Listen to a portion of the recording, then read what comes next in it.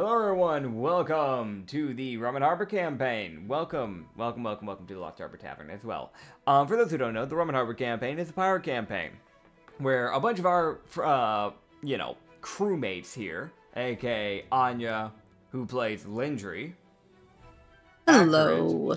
who plays Loki, Hi. and Usagi, who plays... Wait, no, hold up. No, Reed, who plays Usagi. I was doing so well. Yo, We're not allowed to have Yo, a what's up? non-scuffed intro, man. yo, what's You up? were so Oh, man. confident in it. Yeah, I thought that yeah. was planned. You Nah, should have just rolled with I it. should've just rolled with it, but it's what it is. We're also missing a slime blob in a mug today, as Issa was not able to show for today, which is completely fair. But it is a-okay. We have a workaround for problems like this, just in case. That being said, welcome everybody. Welcome to the Rum and Harbor campaign. For a quick little reminder, in case people may not be remembering what happened in the last episode, I'm here to remind you. Hi. So, quick little reminder for anybody that may have forgotten in the last episode, or, you haven't seen the Sanity campaign, Rum and Harbor campaign. In that case, this was a choice to start this far into the campaign, but you do you. I know some people do that. I don't remember what happened. Yeah, I'm being real. That's a lot of people. We do every now and then get like a person that's like, this is my first impression of the campaign, and I'm like, why'd you start on episode 40 or something? Like, so that, yeah, I wouldn't be surprised. They basically pinned down a moving metal navy base that was being disguised as an island. It was trying its best at least, but it was being used as a laboratory for a bunch of things, for subjecting people to all sorts of experiments. They were trying to make super soldiers that they could control via hypnosis and mind control out of Griegers and Mycelians. And also trying to make some type of toxin weapon out of the Mycelians' toxin excretion, which they were currently looking into.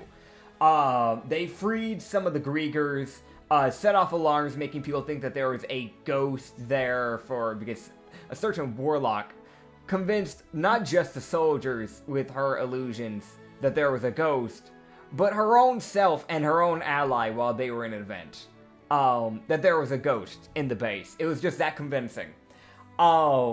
Besides that, they also ran into a warlord, or ex-warlord, who still had a deal going on with the Navy, known as Kush Thor. You guys got some extra little help from him, you guys got some items, and you got the information and database for the one and only, Verara, sorry. Goodness gracious, I cannot speak today. You guys got Verara's stuff back, so you guys can hopefully, maybe, eventually, once Kasheshe learns how to tap into the database and get installed into Verara's mind, she'll have all of her memories back. She'll be able to be fully restored. And he'll also probably be able to dig into that database and actually know what the fuck she was built for. Because that is a whole separate thing. They don't just build things in the Navy after all. But on top of that, you ended up helping the lone survivor of the Mycelian experimentation, Rosa, out of the base. By accident. Really was not done on purpose, but you got her out, and she has joined the crew from my understanding. So you now have Rosa the Mycelian. Oh yeah, I got that special gun. Yeah, you also got that special gun. You have a spell gun meant for sorceresses. So, heck yeah. Wow. Wow, I know. Also, this is something that people of the podcast cannot see, but if you check the Discord and the crew, I updated all of the crew information, because I tried to put, we have a separate Discord channel on the server where we just have all the pictures and names and heights and stuff for the crew members that y'all have. The last one we did was Olana. I was like, okay, we need to fix this because y'all have fleets now. So you now have, just as a reminder, you guys have Sam, captain of the 2nd Fleet for the Catastrophe Pirates, with his main crew of Druss, Ring, Jade, and Gust. You have Sangra Bell, who is the entertainer of the Catastrophe Pirates. I haven't said much of what he's been doing, but it's because his is kind of more in the background stuff. But he basically kind of helps keep the morale up for your ship, because that is kind of one thing y'all did lack, with any sense of just things to kind of keep people entertained besides hobbies. which is kind of hard to do a lot of hobbies when you're out at sea, if we're being honest. And Jen LeFleur kind of also doubles as that. But she also doubles as a cannoneer, because he doesn't have the strength to do that, but she does. Don't question her. It's a mimic. I wasn't gonna. Yeah. You have Captain Candleweather, the captain of the Catastrophe Pirates of the 3rd Fleet, and you have Captain Leonardo with the Catastrophe Pirates of the 4th Fleet, with his main crew of Dusty and Roturum. Captain Evan Gov, who is a Vice Admiral of the Navy, has now become the 5th Fleet Captain, with her Quartermaster Merrick Feistinger. You know that's going to be a pain in the neck ship to fight. And on the 6th ship, you have Captain Phalar, captain of the Catastrophe Pirates 6th Fleet, with his main crew of Zure, Miko, Nekomata, and Millie Millie.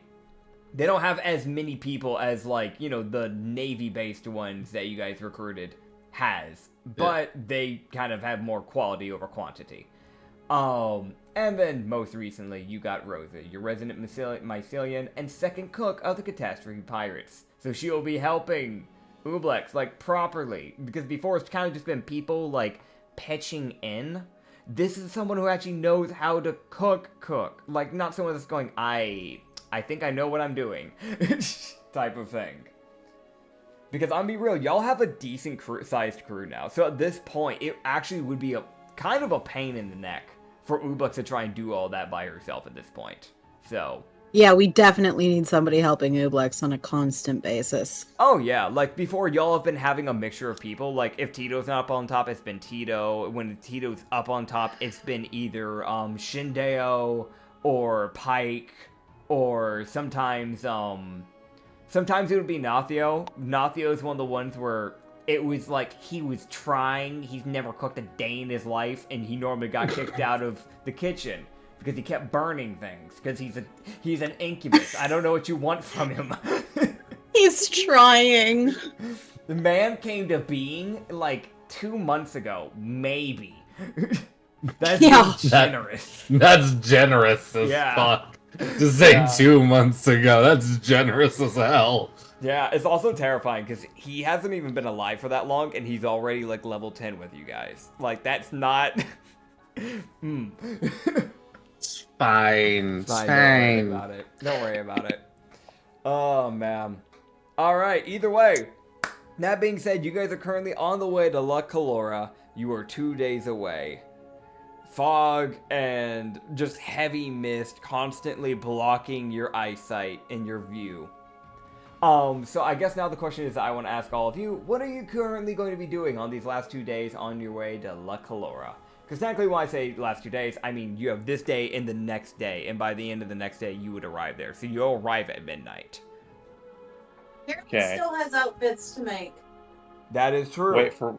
Alright, wedding dresses. Oh... Also the party outfits. Yeah. Also that too. You can roll me a performance check to see how well you make these, by the way. Lab, I guess. Yeah. Yeah, no, Kirla still has shit to do, unfortunately. Yeah. I mean, at least you got... Oh my god, starting off strong. 31! Oh! Heck yeah. That's always good. Heck yeah. Alright, yeah, you're doing pretty well. You've definitely gotten down at least one of the dresses down pretty quick. So, you'll get that first dress down by the end of the day. What about you, Usagi? Or do you want me to come back to you? Can you please? Because I don't have any ideas right now. 100%. Acrid, is there anything that you feel like Loki might be doing today? Look. Okay. Okay. Not really, no. I don't really know what he would be doing other than just general stuff of things he always does. I don't know. That's what does he normally do? It's that weird thing. All I know is that I know he like checks on people, but that wouldn't take the whole day. This is the thing of I don't know. He'd either normally just right now he's more spending time with Pike when he can to learn about medicine. If Gildart's not driving, he's probably playing cards or drinking with Gildart. That's fair. I imagine he's And also probably just general weapon maintenance, because he does have chains, and he needs to make sure the shit doesn't snap. Nah, that's fair. That's fair. Right. I imagine he's also probably spending time with Sandra Bell. That's fair. Yes, Yeah. that's Oh, also wait. true. He Wait. does spend quite a bit of time around Song Rebel because it's one of the few people that actually knows him. That's Like, fair. what I he know. Oh, what God, you I'm got, an idiot. Usagi? Okay. I need to talk a lot about something important. It's gonna be good. Trust me. Trust me. Okay. I Okay. don't. And you're talking to Olana? Lavana, the witch. Lavana. Witch, Okay. her. Okay. I misheard. Okay. Gotcha. Yeah, you can go talk to Lavana. She's Well, I currently suppose like. I suppose Alana is working for a lust cleric that works just as well, probably. They're both in very similar veins, so you could really go for either or. Okay, you know what? Yeah. Let's do Alana instead. This will work just as well for her. Okay. Okay. Yeah, Alana would currently be working on making health potions right now. All right. Oh god, this is kind of the most awkward conversation of my entire life. Oh boy. Nets, I'm so sorry. Okay. Mm-hmm. I have a. Do you? Hmm? Oh. There's no. There's no easy way to ask this, is there? Hi, Usagi. Yeah, hello. Hi, yes. Look, yes, actually. Is there? What do you know about? Compatibility. Compatibility. Uh, I mean, I know a decent amount about compatibility. What exactly are you trying to talk about with compatibility exactly? Ah. Hi, Rena. I hope you realize this is just as awkward for me to roleplay as it is for Usagi. Great. We love All to the see it. scritches for Rena. Rena, like, she stood up and then she, like, walked away. No! Buddy, do you Trying want to- out of the room or do you want to sit in my lap? I really can't tell here, Kat. She's I'm trying to- standing near me, but she's facing towards the door. But okay, now she's looking out the trying- window. I don't know what she wants. Yeah. I'm trying to figure out the logistics of children, in case either of the ladies ask about that at some point. Oh, so like logistics of like chances with with the Yeah, two. with the Right. Okay. different races, etc. Yeah, okay, this is an odd one. No, I understand. That is something you do need to figure out, considering what you're thinking of doing. You did talk to me about what you plan on doing. I don't know. Have you told them Yes. yet? Have you done the whole, ring and... Yes. Okay, Yeah. okay, so I can speak about freely. Okay, yeah. So, Okay. that makes sense. That makes sense that you would worry about this. This is an odd thing. I can ask my goddess, or I guess technically not really goddess, witchist? Witches. I can ask Vilva, because I used to serve the church. I can... What the fuck? Not goddess. No. No, Witches. witches, yeah. You call her a goddess, you're going to God. Yeah. She would just look to you and just go, the thing is, I used to serve near for the longest time, and, on my island, we did have some light interbreeding, but Hemfine, or not Hemfine, that's a different island, I don't know what I'm talking about. My island, we only had elves, tabaxi, and cherubim, meaning there was no other races. So, weirdly enough, interbreeding, it was like 50-50 with any, unless they had like horrible organ problems, that sort of thing, that could lead to them, being unable to have kids. With different races, I mean, like, I know any race can breed with another race, it's just, I don't know to what extent the chances are with the...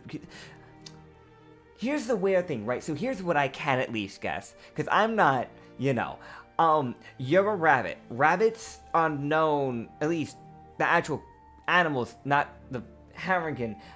You're normally known to your animal people, the actual animal. Holy shit, she's trying her best. Struggle. Are you all right? No, yeah, no, I am. I'm just really trying to figure out how to phrase this. Because okay, No, actual rabbits typically are pretty compatible with almost any other animal, but typically those animals have way shorter lifespans, a lot of health problems, etc., etc. However, with the way the more evolved races like Haringen and such are, that's normally not a problem. It's normally just what's the actual hold on. Hey, she just like bows her head. I should just pray to Yanessa. I'm sure Yanessa would be interested in this and could probably get her you see her peek and I just go, oh my god, thank goodness I don't have to contact her. Yeah, you should do that. You should, yeah. Oh, great. Okay. I get the feeling there's like a 50-50 shot. Vilvus goes, I feel like Vilva's already on her way. Oh, God. Yeah. I also feel like Vilva's going to show up when you go to talk to Yanessa. No, Oh, God, here we go. Hopefully not. I already rolled for my answers, so.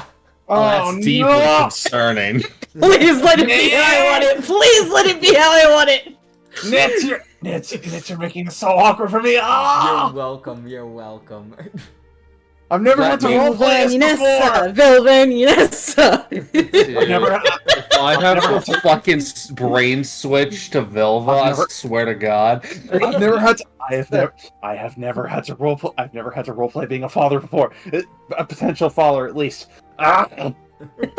Okay. I mean, it's fitting. Yeah. I guess. Rabbit. But Rabbit okay. time. Let me Rabbit time, but also, we're recording this on Father's Day, so you saw you having to worry about this. This is actually kind of fitting. Oh, God. I didn't think about that. Hashtag Oh, God, prank. it's. I'm sorry. No! No! How would that work if Usagi was the one to end up pregnant because of the whole ring situation? Yeah, I mean, technically That's he's not how able that- to. That is, I'm gonna be honest. You technically just shift in between organ types, but you wouldn't really be able to shift of losing that, that one bit that is required. Let's not think about this. Yeah, We're already thinking about it.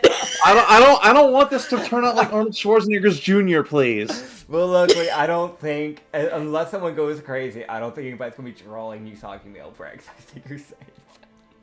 Well, Wait, no, did Issa literally jokingly draw it one time in a session? Yes. Yeah, I forgot about Didn't that. literally. That was even before Usagi died and became a woman.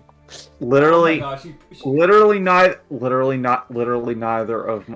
neither of my wives can get me pregnant in the first place. Yeah, So thankfully I will never have to worry about this ever. unless they start getting some extra hands. But yeah. No. Yeah, no, that's weirdly enough. Issa's predicted a few things in this campaign through her drawings. Christ. Weirdly, at this point, I'm hoping that's not another Oh. prediction. Okay, so Oh, yeah, God. no, you can go try and meditate to Yanessa. Sure. I'm gonna do just that. Okay, 100%. You can go do that. So you actually, I'm curious because I've always wondered about this. How does Usagi go to like meditate when he goes to like try and get a hold of Yanessa? Does he do like that typical like quote unquote meditation where he just does the crossed legs and such, or like he just flops on his bed, like picks up a hunk of lettuce and just munches so to you get get high. Yeah. I feel like you're. I found it! Hey, actually, you know what? Fun thing. Roll me a d20, actually. Just a flat d20. I found it! You found the picture. I found it! Oh, God! Would I roll a d20? Yeah, d20. D20, yeah. There's no plus to it. Just, That's a 4. Okay, a 4. Okay. Okay, cool. So you're not addicted yet. You're getting there. You are What do you mean getting I'm there. You're getting Oh, there. You're Well, I very suppose it's careful. better to be. Yep. Well, I suppose it's better to be addicted to lettuce than alcohol. Neither is really a good thing to be addicted to begin Lettuce with, is but, really like, hard to find on the open sea. That is true. Yeah, It's that weird thing. You'll go through a lot more like deprivation stuff. But like, Rena, do you want out, buddy? You want out? Hold on, buddy. Let me open the door here for you.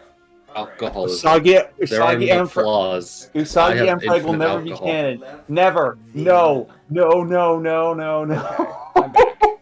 I am back. I'm so glad I actually found that image, though. Yeah. For those who don't know, Anya found Impreg Yusaki image from Issa. Oh my god, she has an arrow pointing to it saying 10 kids. That's insane.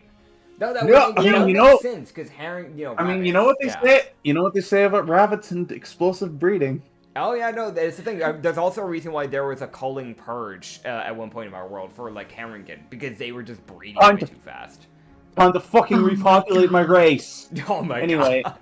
Yeah. So here's the thing, Now- right? Yeah. Here's my question. What?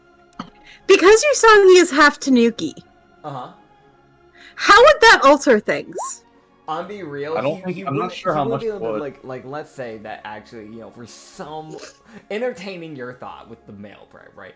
If God. with the Tanuki, Oh. he like because like I think rabbits typically have a litter of like 10 to 20, something like that. It's an absurd amount. So it would probably just half the like average. So you'd be more likely to just have like 3 to 5. Well, That's more more manageable. Yeah. Not by Um, much. But also, who knows what type of, like, I'm gonna be honest, like, if you ever have kids with either of them, and for some reason, just in general, that's gonna be such a weird mix, because that kid's gonna be getting Tanuki, Herringen, Null, and or Tabaxi, like, blood, or, like, genetics, and that's gonna be the oddest thing for that person, poor child. They're all gonna be furry abominations, and I will love them. Oh, man. Alright, so... Oh god, no girls. Anyway. Yep. Alright, so yeah, no, you go to meditate, and you feel as if your body becomes blood, and then your body shifts into the blood domain. There is a giant blood door in front of you. How do you open it? Open it with my hand? Okay, it doesn't budge. How do you open it? She changed the lock. Inessa, I know you're over there. Can you open this door, please? Password, please. Password. Alright, she opened the door. That worked? Yes. Are you kidding me? There's 2 ways you can open the door in Yanessa's domain. Either you hit bump it open, or you say password. Okay, sure.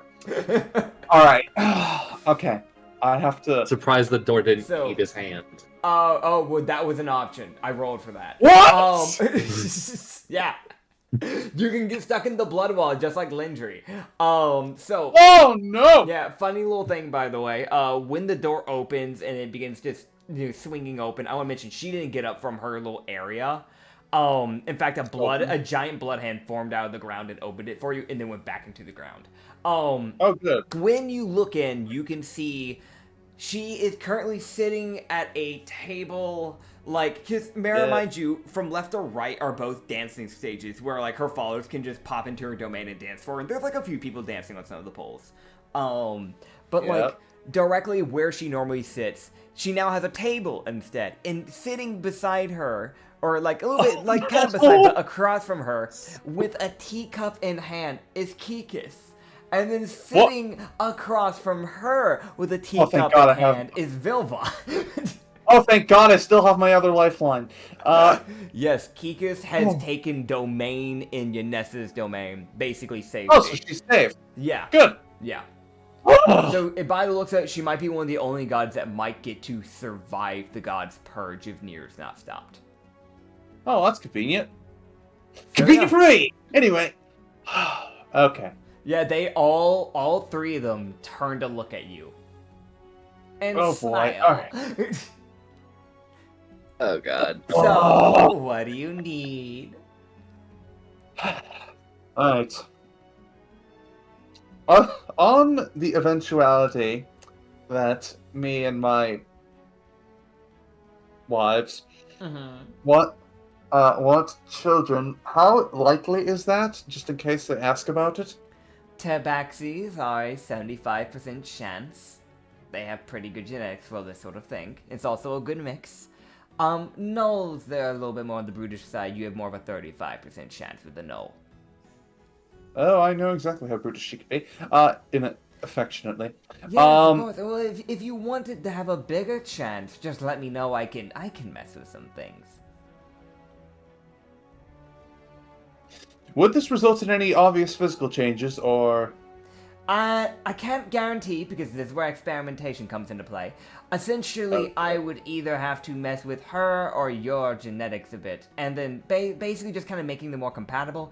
This could either lead to actual physical changes, or it might just be something that you wouldn't really notice outright. It's kind of a gamble. Please don't mess with her. Oh.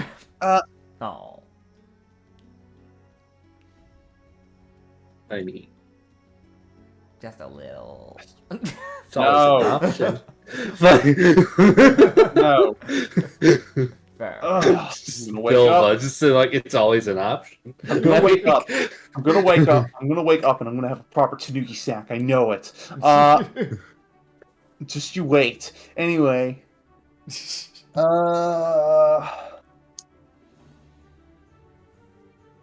You know what? I think I'll say. You know what? I think. You know what? I think I'll save that until after. Oh. You know. I think. You know what? I think I'll save that until after I actually. We get through this adventure and not die. Okay, But okay. But what I would like it if there was an equal chance for both of them, because that wouldn't be fair. Like. Mm-hmm.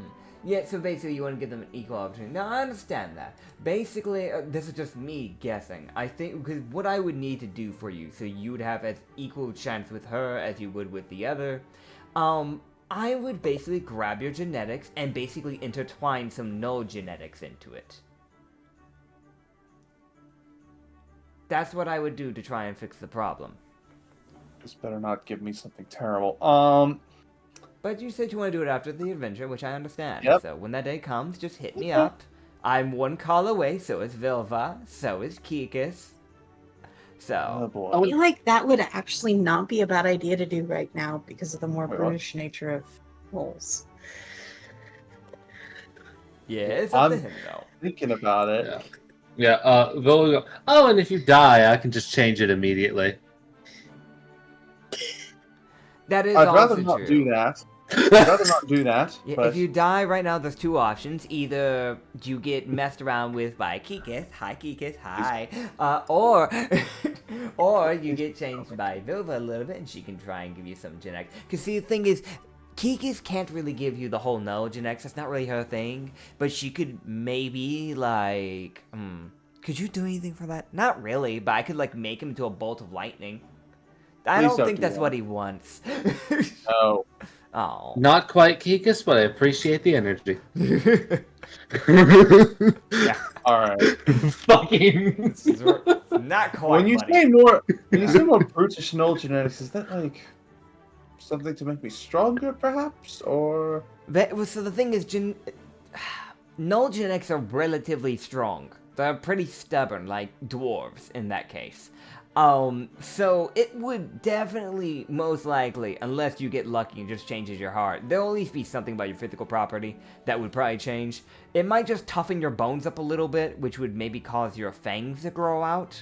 So you might get like more fang-like teeth, like a null. Oh. That might be something. You might get spots within your fur, which might You might cause, not be able yeah. to be punted as far. Yeah, yeah. Like, it might just make your bones really heavy. Because they just naturally have heavy bones and, like, Bones heavy, like, being muscle mass.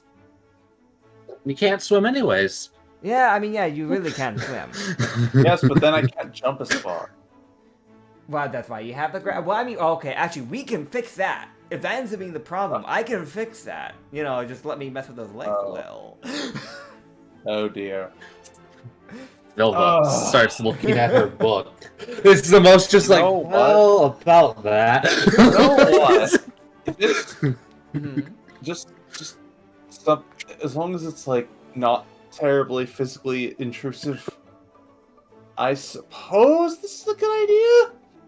I mean, it might, have some benefits, make me stronger. Because right now I keep getting thrown around and KO'd very quickly. Yeah, okay, well, let's do this then. Let's do this. Okay, come here. I'm going to regret this. Yeah, So she would just go, all right, now, I'm just going to temporarily put your body into a temporary, paralysis. Don't worry, it's not permanent. I'm basically just going to make sure that you can't feel any of the pain that's about to be inflicted upon you. oh, dear. Oh, also, I'm gonna make you blind so you don't see any of this, because this would be traumatizing for a mortal. That's fair, thank you. Yeah, of course. I'm pretty sure you don't want to see your innards being scrambled upon yourself. No! Alright, you feel yourself go blind, your body goes numb, and you don't know how long this goes for. Because the timing, the God's domains go different than mortal plane. And I'm going to roll a d4 and see which of the changes you're going to get. Oh, Alright. Christ. Oh, okay, that's a funny one. What do you Okay. What do you mean that's a funny one? It's a funny one. So it means no. This is one of the ones because you said you didn't want one that would show much, in change of design, which is actually what it will be doing. It will not be doing much of a change to you design-wise. Okay. So that's the good bit, but it's also the funny one. So. You feel as if your muscle and bone tissue has become heavier and sturdier, so you will get a +2 to your con. Ooh. But also, what is your current weight? I think you have that written down, right? Probably. Yeah, if you want to double check here real quick. I think I am pretty light. Let me check. Yeah. I know we had to do it at one point because we had to refigure out your weight when you had the other form. So, which I know people are like, that's irrelevant. It isn't fully all the time because with them being on wooden boats, they can just fall through. I'm pretty sure I'm 60 pounds. You're 60 pounds. Okay, so you go from being 60 pounds to being 100 pounds. Fuck! As your muscle tissue and your bone tissue basically becomes obscenely dense. You don't feel like your mobility's, messed up or anything. You still feel like you can move the way you need to move. But you feel like your jumping isn't quite as high as it used to be. But they can fix that if you want. That was put out there. They can fix that. They would just need to strengthen your muscles, which would buff your strength stat. You're just going to be a little bit on the bulkier side, lower body. Because they would have to quite literally bulk your muscle. I'm gonna be honest. They basically probably just buff your calf and your thighs a bit. That'd probably be what they'd have to do. Honestly, I think, considering I don't actually jump around that much, I think this is probably fine. Okay. I don't jump around as much as it sounds. Yeah, normally when you end up doing stuff, you have the gravity ring that you end up using anyway, so I was like, it shouldn't be much of a problem, but I'll just throw it out there. Alright. Okay. Alright. Just do a con and... Alright then. Yeah, +2 to your con. And, you got some Nolgenex in you now. Heck yeah. Convenient. Worf's gonna notice the second she tries to pick me up, isn't she? Definitely. Yeah, knowing her, she'll still pick you up with ease. She's thrown literal crow's nests off of ships. So it. Yeah, Austin might have a little trouble now. Yeah, Austin might, but. You know what? No, this is. You know what? No, this is fine. It's well, it's a good thing. Well, it's a good thing I prefer to be on the bottom anyway. Anyway. Man. All right, cool. There are so many ways that could be taken. Uh-huh. Oh, you know exactly which ways. Oh, you know exactly which ways I was taking that. Anyway, this is me. Do I? Definitely. Do you? Not upwards, because upwards is the sky. You can't float. You can only sink. All right. Oh my god, it's a sex joke. Oh, yeah, no, I knew that. Okay, so, Come on, you will get your senses really? back. Yeah. Okay. Oh, you will for me, man. Yeah, no. Okay, I have one question. You expect him to get that ever? What the fuck is wrong with you? I don't. Bless your innocence. Anyway. Yeah, you 100%. You can the blood domain will let you leave unless you have something else you want to do here. But yeah, you'll gain your senses back. They give you little compliments. Yeah, the normal.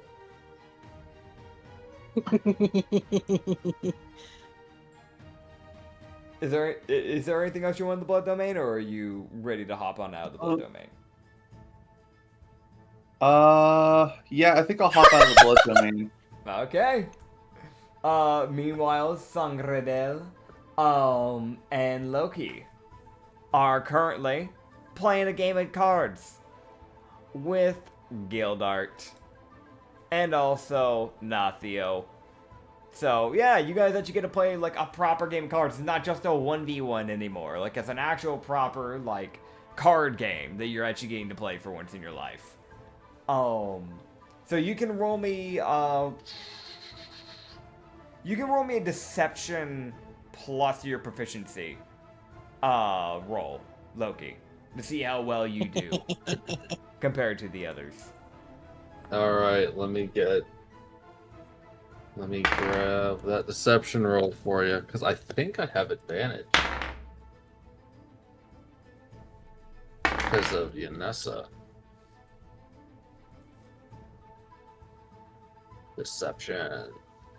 I do. And I have Snake's Tongue, so I actually get a buff to it.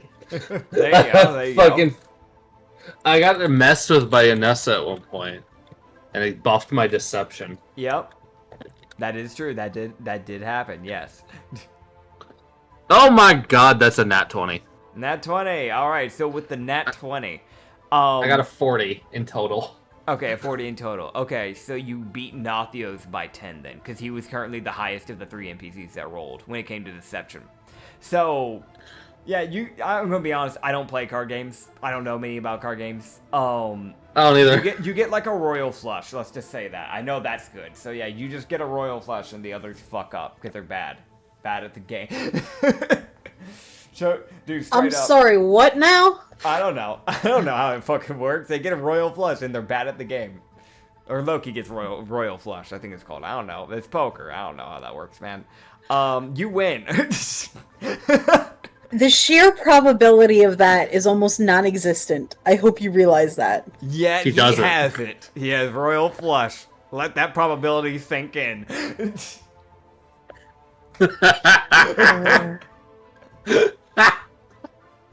I'm gonna be real. Even Loki's looking like, this is, what the fuck? Huh? Okay. Huh. They're gonna think I'm cheating. And you think that, and you hear Gilder just mumble, cheater. I fucking knew it. Just looking like that. I fucking knew you were gonna say that. But yeah, no, you can 100% just sit down, hang out with them, play some card games, that sort of thing. 100% not a problem. Hell yeah. Yeah. The rest of the crew is either currently doing something that is job required on the ship, like taking care of the ship, driving the ship, and keeping an eye out, that sort of stuff. Or like Kasheshe, maintaining his babies. But you also do have some people that are actually just relaxing for once in their freaking lives. Rosa, like, I'm gonna be honest, you don't know where Ublex is, or Shin for that matter. You don't know where they are, but you can smell that Rosa's cooking something, so that's nice. Like, it's the middle of the day, you can smell something cooking. Some type of seafood. But she's cooking. She's cooking. Y'all have a proper chef. Well, another proper chef, to be fair. You have 2 proper chefs now. So, yeah. As the day would go on by, it'd be around nighttime when things would start to shift up a little. I'd say it's around like 9 p.m. at this point. 9 p.m. Like, it's starting to get, kind of dark now at this point. You don't want to have any lanterns out, not in this sea with the fog in the middle of the night. It really just kind of makes you a beacon. So I don't imagine you guys would keep lanterns on. But you guys can continue sailing on through. And, yeah. I guess the question comes into play before we jump to the next day is there anything you guys wanted to do during the night? Or what would you be doing during the night before you go pass out? I know Loki would be just doing general watch on the ship, what he can do. Kirlo would probably take some time to do some dancing, just have some fun. That's fair. That's fair. Same. Yeah. You're dancing as well? Heck Yes. yeah, heck yeah. Alright, you two can roll me performance checks. You guys are dancing together. What type of dance what are y'all dancing? What are y'all I don't know about Usagi, but Kirla's dancing her own bit off to the side. Nah, Okay. that's fair, that's fair. You Usagi. You're probably dancing with Asta, honestly, because Borf doesn't really dance. She kind of just throws you in the air and hopes she catches you properly. Hopes. Oh, The key word there. Fucking hope. That's still hot. But yeah. alright, fine. But yes, let me roll performance. I can't wait for Borf just to look at some enemy and chuck Usagi like a tiny missile. 22 for The performance. rogue goes stab. Also, performance 22. Heck yeah, heck yeah. Wait, no. You know what would make sense? Yeah. I'm a truckster. You are a truckster? Chuckster, it's a Mario Sunshine ref. Nobody gets that. Okay, so it's just me. Actual thing. I loved Mario Sunshine as a kid. I don't know what a chuckster is. It's the secret level where the Piantas like yeet you across the level, and it's terrible, and I hate it.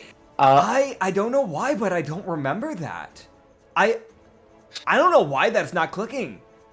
To be fair, I watched it back, last time I watched this Mario Sunshine playthrough, because I never got the game, was when I was 9. So it's been a bit. So you cut me a little slack.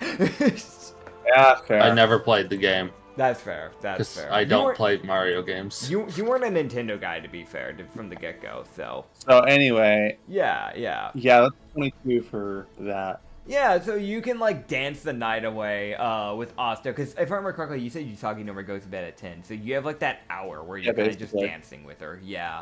Meanwhile, you have Kira off to the side. Is she dancing with Miko? Does Miko get a little hula, when there's Hawaii? So cute. Yeah, the little flower necklaces around the neck. Miko's probably just laying down yep, this is normal. No, I'm sitting guard. I don't know why, I just like the idea of just Miko just shaking his little body back and forth to the rhythm. Oh, that's fair. That's fair. So you have those two. You guys are probably out on the top deck. Loki, where exactly are you doing your activity? Just kind of keeping watch. Are you up near the wheel area? Because right now they have Nathio steering during nights. Because yeah, he'd probably be. Yeah. He'd probably be making his way from the wheel and down towards the front of the ship, so he's just slowly making rounds. That's fair. That's fair. So you get to see also the funny thing of out on the top deck is Lavana, who is she's more near the other's crow's nest, the one that's a little bit closer up to the front area of the ship. You can see she has set up a sunbathing, she's just set up a sunbathing chair. And she's just faced it towards Lindry, Usagi, and Asta. And she's just watching. She's just watching. She's I'm gonna be real, she did not care. She probably came out here for a tan back at probably 4 or 5 p.m. and just hasn't bothered to move or change. So she's just in swimwear. Because at this point, it doesn't matter to her. What do you expect for this lady? Besides that, Varara is currently up top at the crow's nest, running her shift until eventually one of the slimes come up. In that case, they'll change and then, reboot, recharge essentially, what they need to normally do. Because she still has a battery life, she still has to get some type of charging in, otherwise she will just basically power down against her will. And yeah, I'll be real, most other people are probably asleep at this point.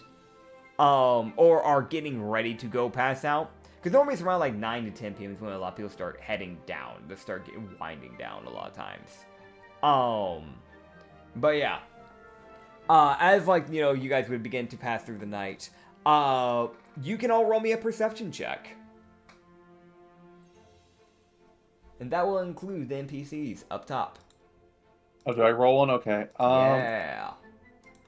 Oh boy. 32. 32. Ah. Okay, yeah, there's the one with the observing feet. Hi. Hi. I got a natural 19. Alright. Alright, better than me. I got a dirty 17. Bear in mind, I have a plus 11. Alright. And what was yours again, Usagi? Double checking. Perception. Perception was 19, baby. 19. Okay, sick. Alright. God, fruit. So I'm less So Kayla's noticing. yeah. So everybody actually can at least see something. It's just that it's different degrees of what y'all see. So Nathio, Usagi, and Lavana, these three you would see as like you can see something in the fog, but you just can't really quite make it out. Again, you can really only see up to 60 feet within the fog. Anything past that is like you don't really know. It could be anything or absolutely nothing. It's that thing that fog's really dense in the Ingerhaze Sea. But you know something's in the fog, or it could be just, honestly, just the coloration of the night. Because sometimes you can think something's in the fog and there'd be absolutely nothing. For Loki, you can see that something seems to be kind of close within the fog. Okay, they at least do something. I just know there's a thingy out there. Yeah, you know it's close. You're kind of gauging like proximity, like okay, this thing's like maybe like 40 feet away. It seems to be closing in. Loki had a lower. I had the lower perception. Oh, I had the I lowest. thought you got a higher perception. I misheard you then. Okay, so no, reverse. No, that. I had a 17. Yeah. I had a 17. He got a dirty 17. Okay, Yeah. never mind. No, so you all just so like you see what Usagi would see then. Cool. Cool. Yeah, because it's also. So then you just get to skip straight to what Kirla's. Yeah. Yeah. So like for everybody else, they just see something. That's it. Yeah. Like they can't even make it out. Kirla, you stare at that thing as you're kind of dancing, and you kind of have to sit there and go, "What is that?" And you start kind of squinting your eyes. I'd imagine you'd probably stop dancing because you're trying to figure out what in the world you're looking at. Yeah, her skirts just kind of swirl around her legs as she just stops and stares. Yeah, no, that's fair. It seems to be getting bigger as it's getting closer. And not like a little bigger, like it seems to be around the size of your ship, maybe slightly bigger. As it starts getting closer and closer, you can start realizing it seems to have like a tower. Because you're starting to be able to figure out more of the silhouette of what you're looking at. And that tower seems to start to resemble, as it gets closer, a crow's nest. As you realize... Oh! That's a pirate ship! Kirla takes in a deep breath and calls out, "Ship!" And as you call it out, everyone actually... Yeah, no, everyone can roll me a wisdom save. Fuck. Oh god. And then combat will get to initiate. Oh, Fuck. Kirla, that's not what I meant to do. Some save, okay. What's Hey, it's 21, baby! 21, okay. So, I initially rolled a 7, and then I accidentally hit my spacebar, Uh-huh. which rolled it again. We will probably have to roll with the original. I hate to say it. Yeah, I know. The problem Yeah. is that second one was a nat 20. We will store that for later. How about that?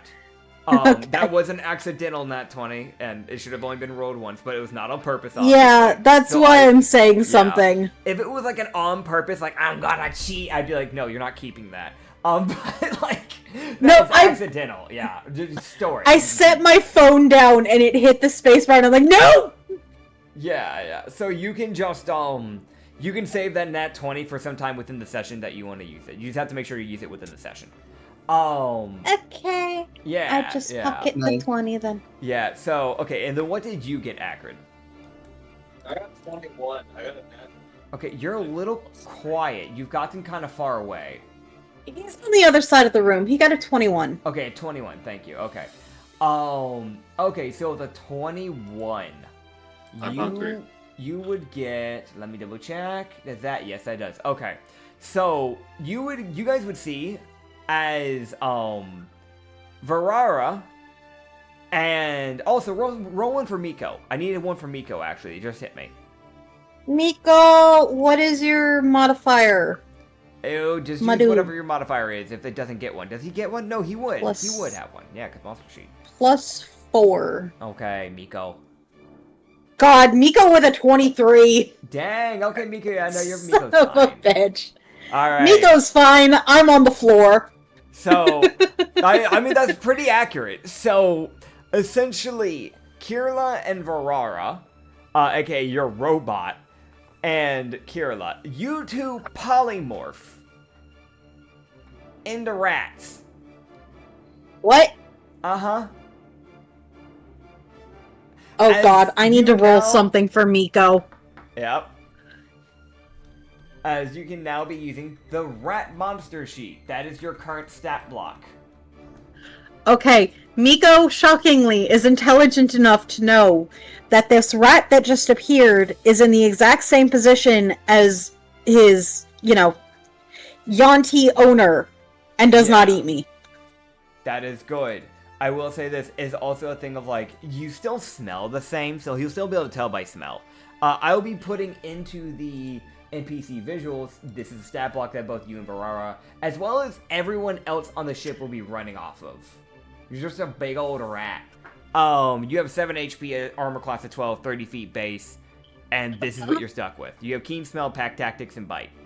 As long as you're in this form, you are stuck like that. Every turn, you can choose to try and roll another save to try and not be a giant rat. Oh. As Oh, this is concerning.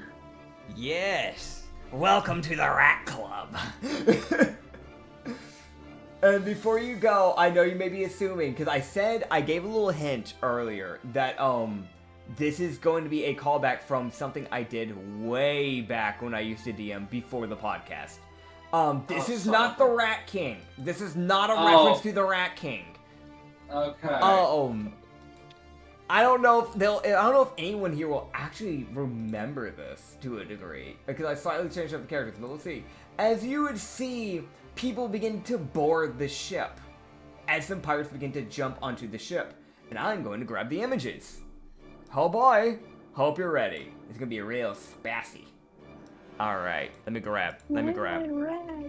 So, you can see the first one that hops onto, the very edge of the ship, basically the very front of the ship, where, normally you have, the mermaid or whatever you want as,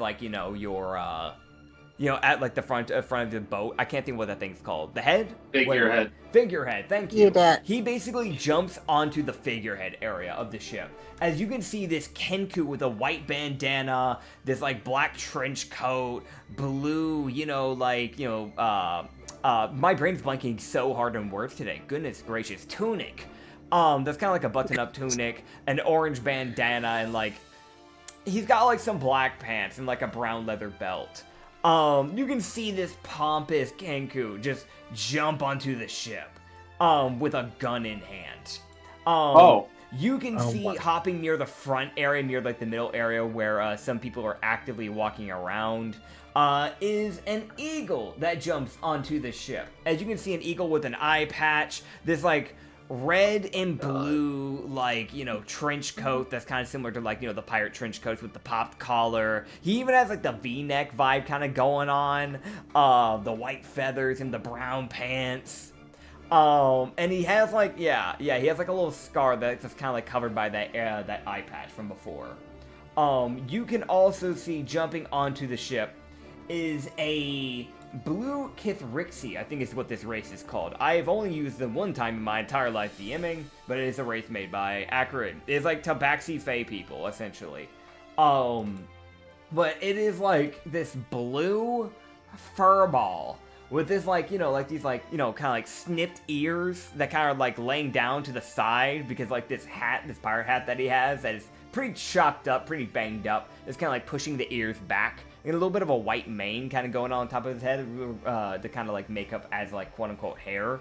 He has this like white dress shirt that's like pop collar underneath, that's like popping out slightly over like from underneath this like aqua blue like trench coat that's been tucked into these like like leather brown pants and leather brown belt that he kind of has.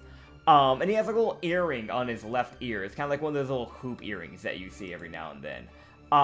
And lastly, you would see jumping onto the ship is this massive robot. It is this lanky robot. It's like, I'd say it's probably like, maybe 10 feet in height. It is this like steampunk robot. And it's almost more lanky than wide, really. But it has like this little like steampunk gauges on like its chest and these glowing yellow eyes. These really lanky built limbs. And like the chunkiest part of its body is the chest piece. And then it just gets really skinny near like the lower body area. How it's functioning, how it's keeping stability and stabilization is questionable. But it's holding like a head of an anchor piece as like a weapon. And then you just see some just normal, everyday, boring pirates kind of hop on, like kind of like the Goonies, kind of just hopping on, just kind of jumping onto the ship. You figured out the reference? You figured out the reference? I'm glad you did. I fought Jaeger these campaign. fuckers. Yeah. I fought these fuckers. God damn it, not again. You fought all of them except the blue guy. He's new. Yeah. way Yeah, back- because the Varix Kithy didn't exist back then. Yep. It was back when he had the Jaeger campaign, which Jaeger's now the god of the ocean. Back when that was a campaign. Jaeger is now dead. Yeah. Mhm. Yeah. My Rest boy. in peace. Rest in peace, my boy. Yeah, this was like an encounter that he had way back. I was like, this could be a fun thing to do. Anyways, you can all roll initiative as someone's a rat. What you can do is we'll do group initiatives so that way we don't have to like chew through normal turn orders, because that seems to be better for speed in the long run. So we're not here for like 7 hours, you know what I'm saying? So 2 people can roll for the initiatives, figure out who, and we'll go from there. I have shit for initiative. Oh boy, it's time for me to roll. Here we go. Yep, it's normally Usagi and Big Man Mickey over there. Alright.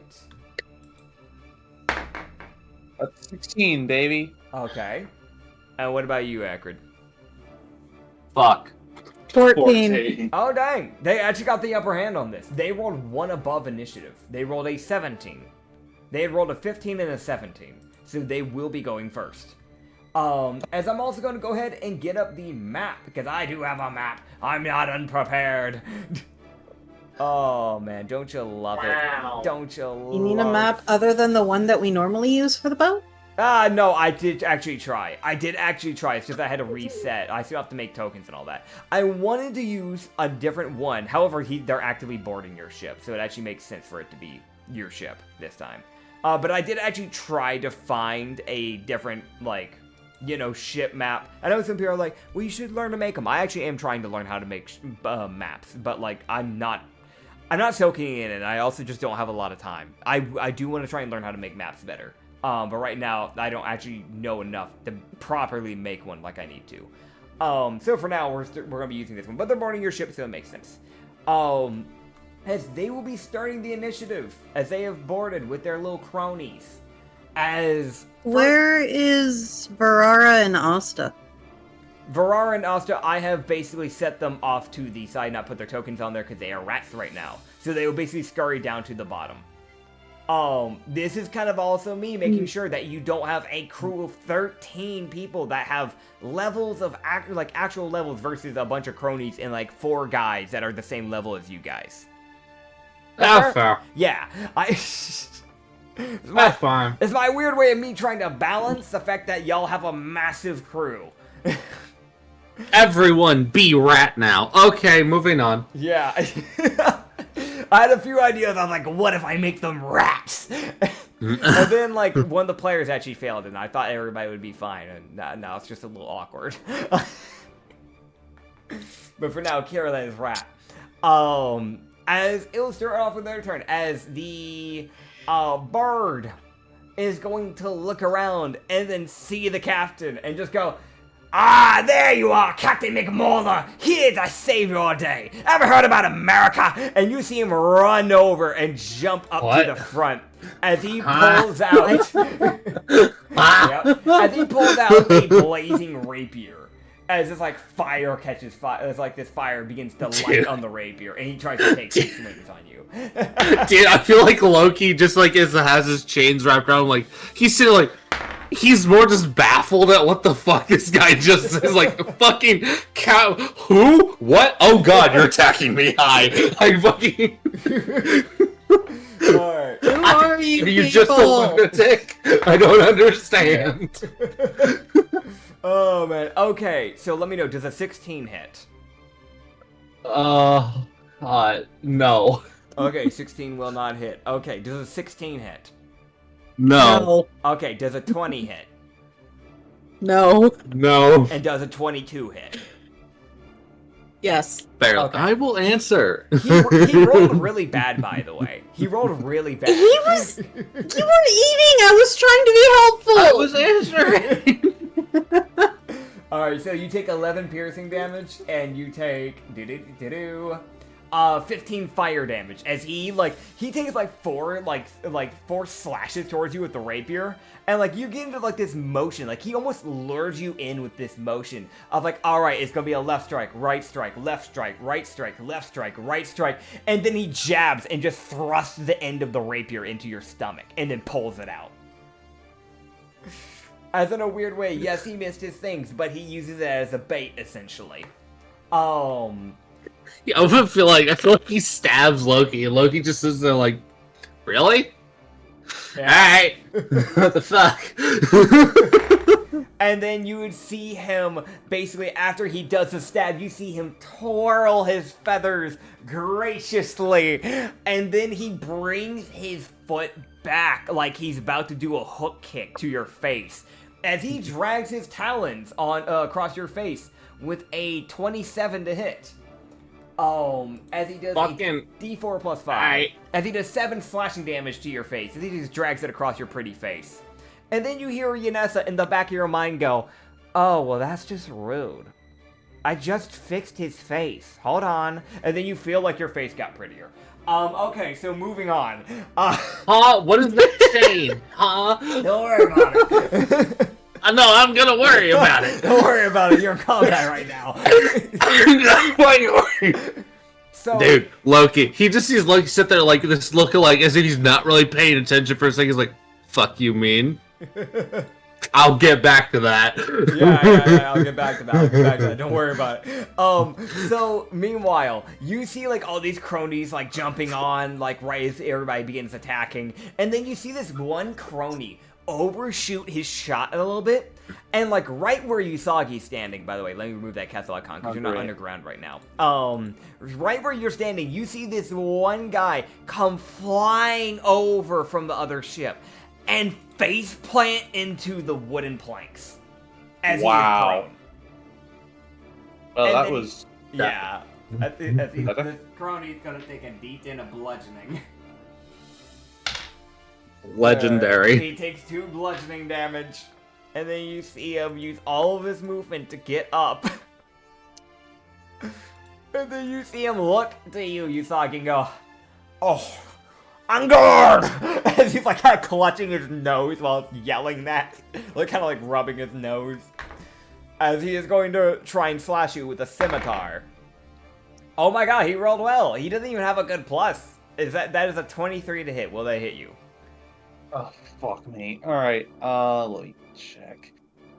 No, actually. 23 does I'm not hit. 24. Okay, so you see Why him is your begin issue so high? you see him begin to try and take a swing, and you just basically move to the side of the blade. As next up would be the robot. As the robot would look around scanning, trying to understand what it needs to be going for.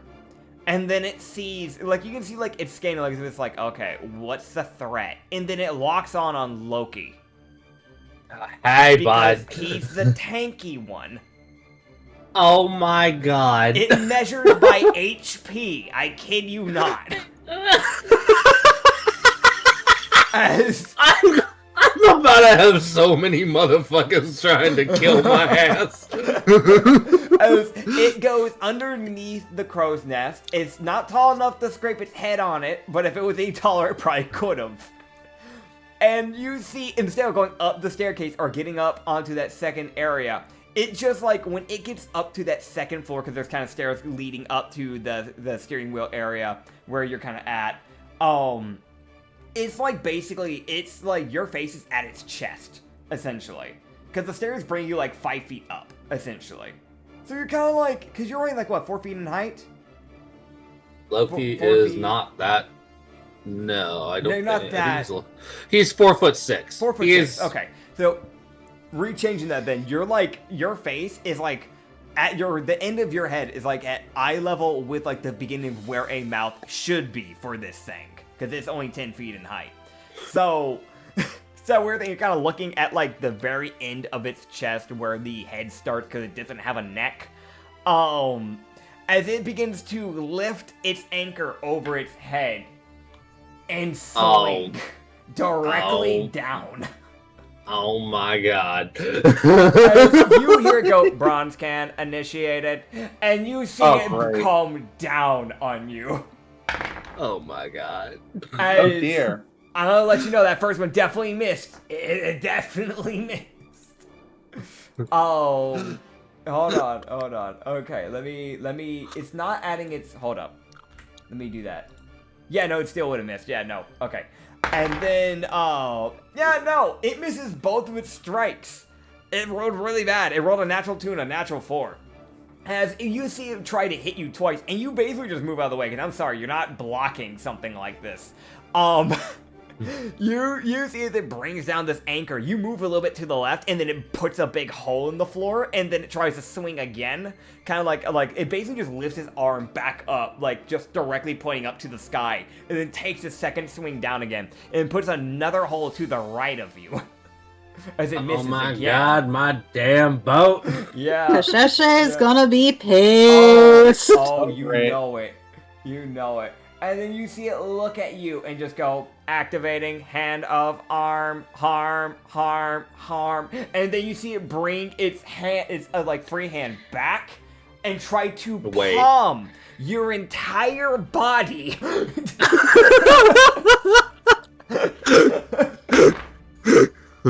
Let me know. Does a 22 hit?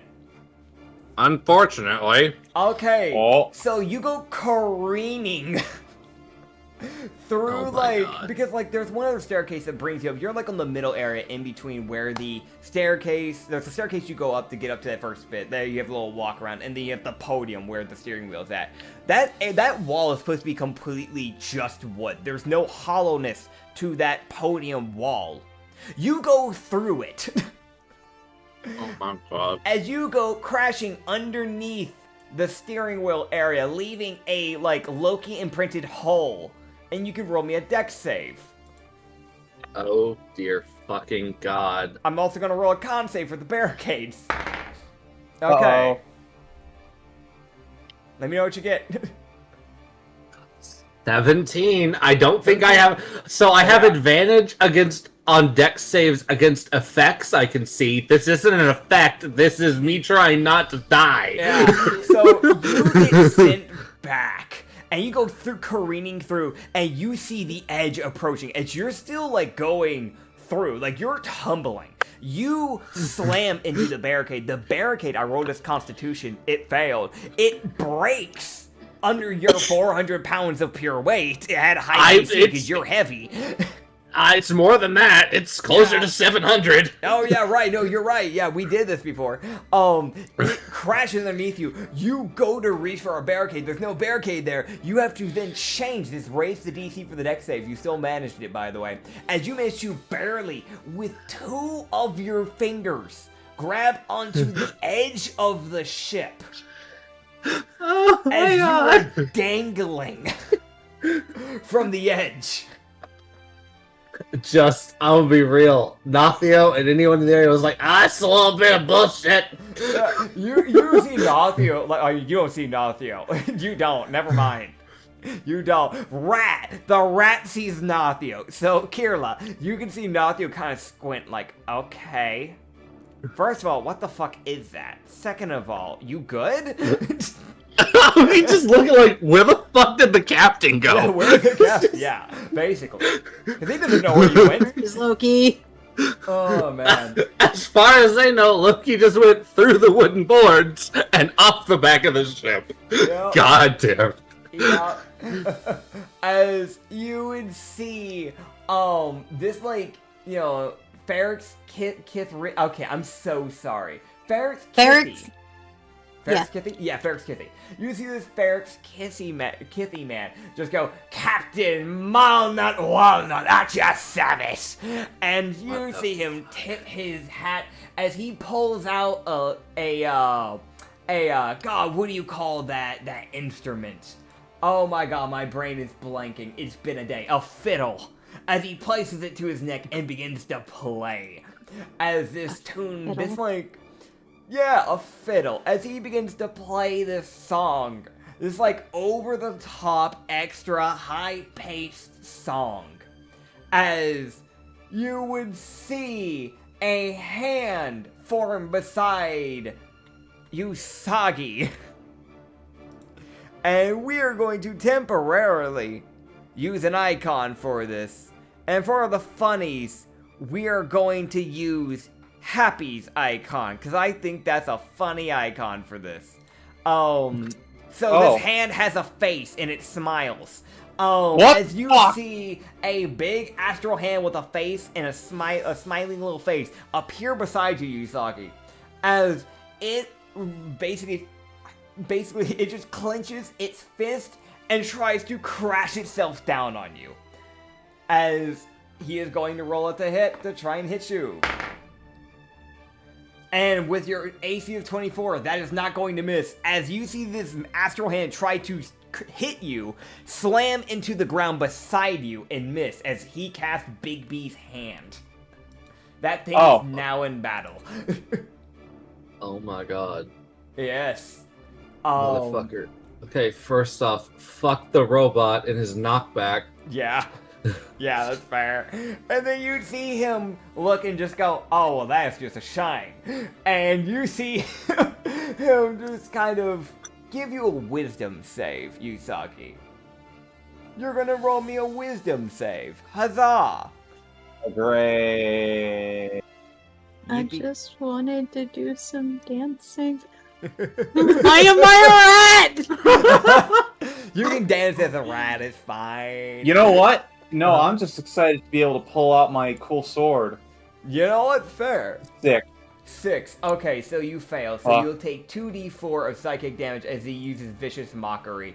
As you take 8 psychic damage, as he looks to you and just go, damn, you always that ugly? And you have disadvantage on your next attack roll.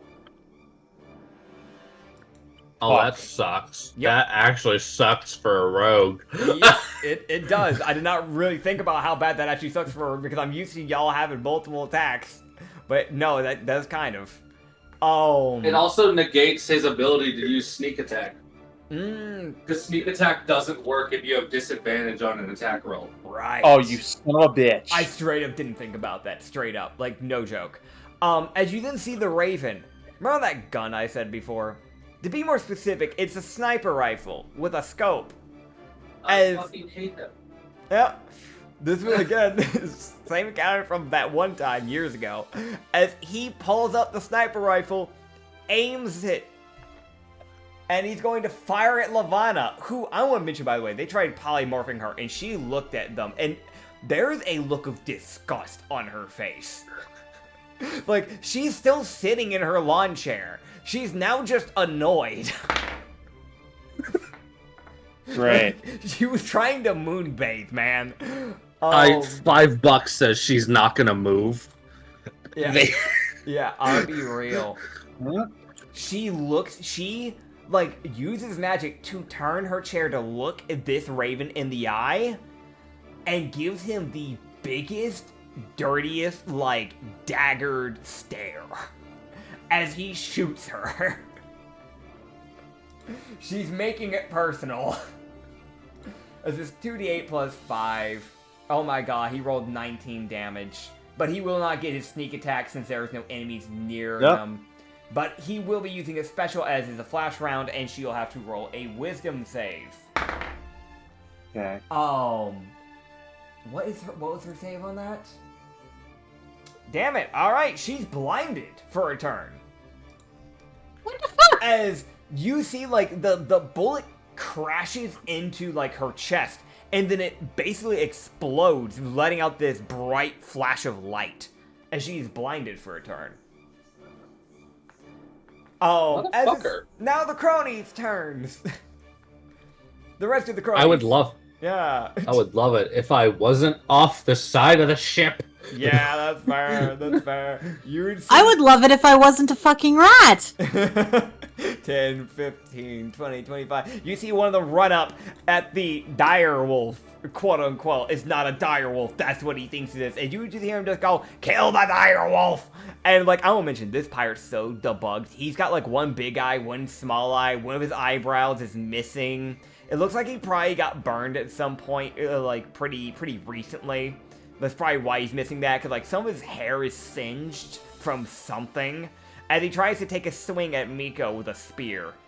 Does a 12 hit Miko? No. Alright, so Miko moves out of the way. And he just misses his little spear attack. You see one of the other cronies jump down from the second floor area towards Usagi. Oh my god! And he goes, aha, you might have got to know, but you won't get me! As he tries to take his great. swing. I swear to God. He hit your AC. He got a 24. He will do. Can I use uncanny Dodge? That halves the damage, right? Yeah. Yes. Okay, yeah, you can use Uncanny Dodge. I don't see a problem with that. So you would have taken 4 slashing from his short sword, but instead you will take 2. Good. You take 2 slashing damage. As he kind of like basically cuts a little bit of your ear. You see the Oh, you shouldn't have done that. Yeah, that is true. He's gonna die. You see the 4 cronies that are up top. You see the 4 cronies with the that are up top where the Kithrixi and the Kinku are at. You see them all rush towards Lavana. As they all begin rushing towards her. They surround her. And they're going to try with the choice. I'll mention there's one guy who just goes, I'm so sorry.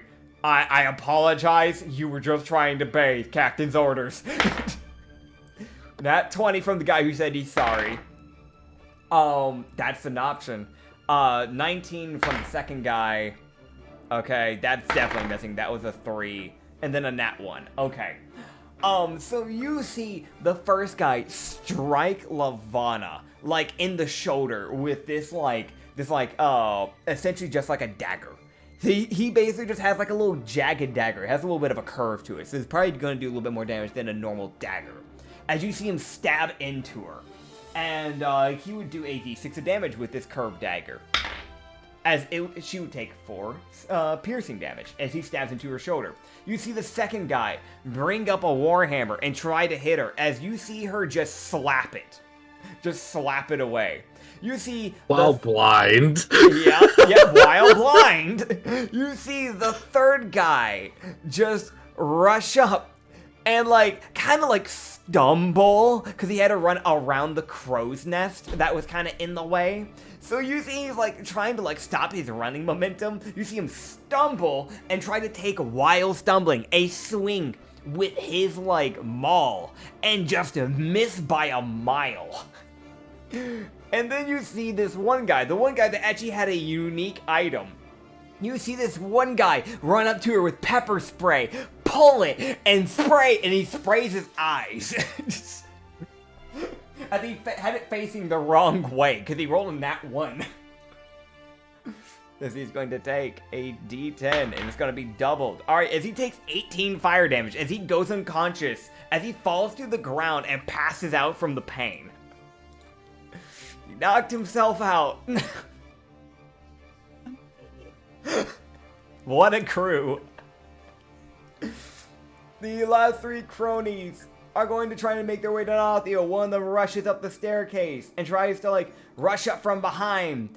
And, like, you see him bring up his little shovel. He doesn't even have a proper weapon. He just has a shovel. And you see him take a swing at Nathio.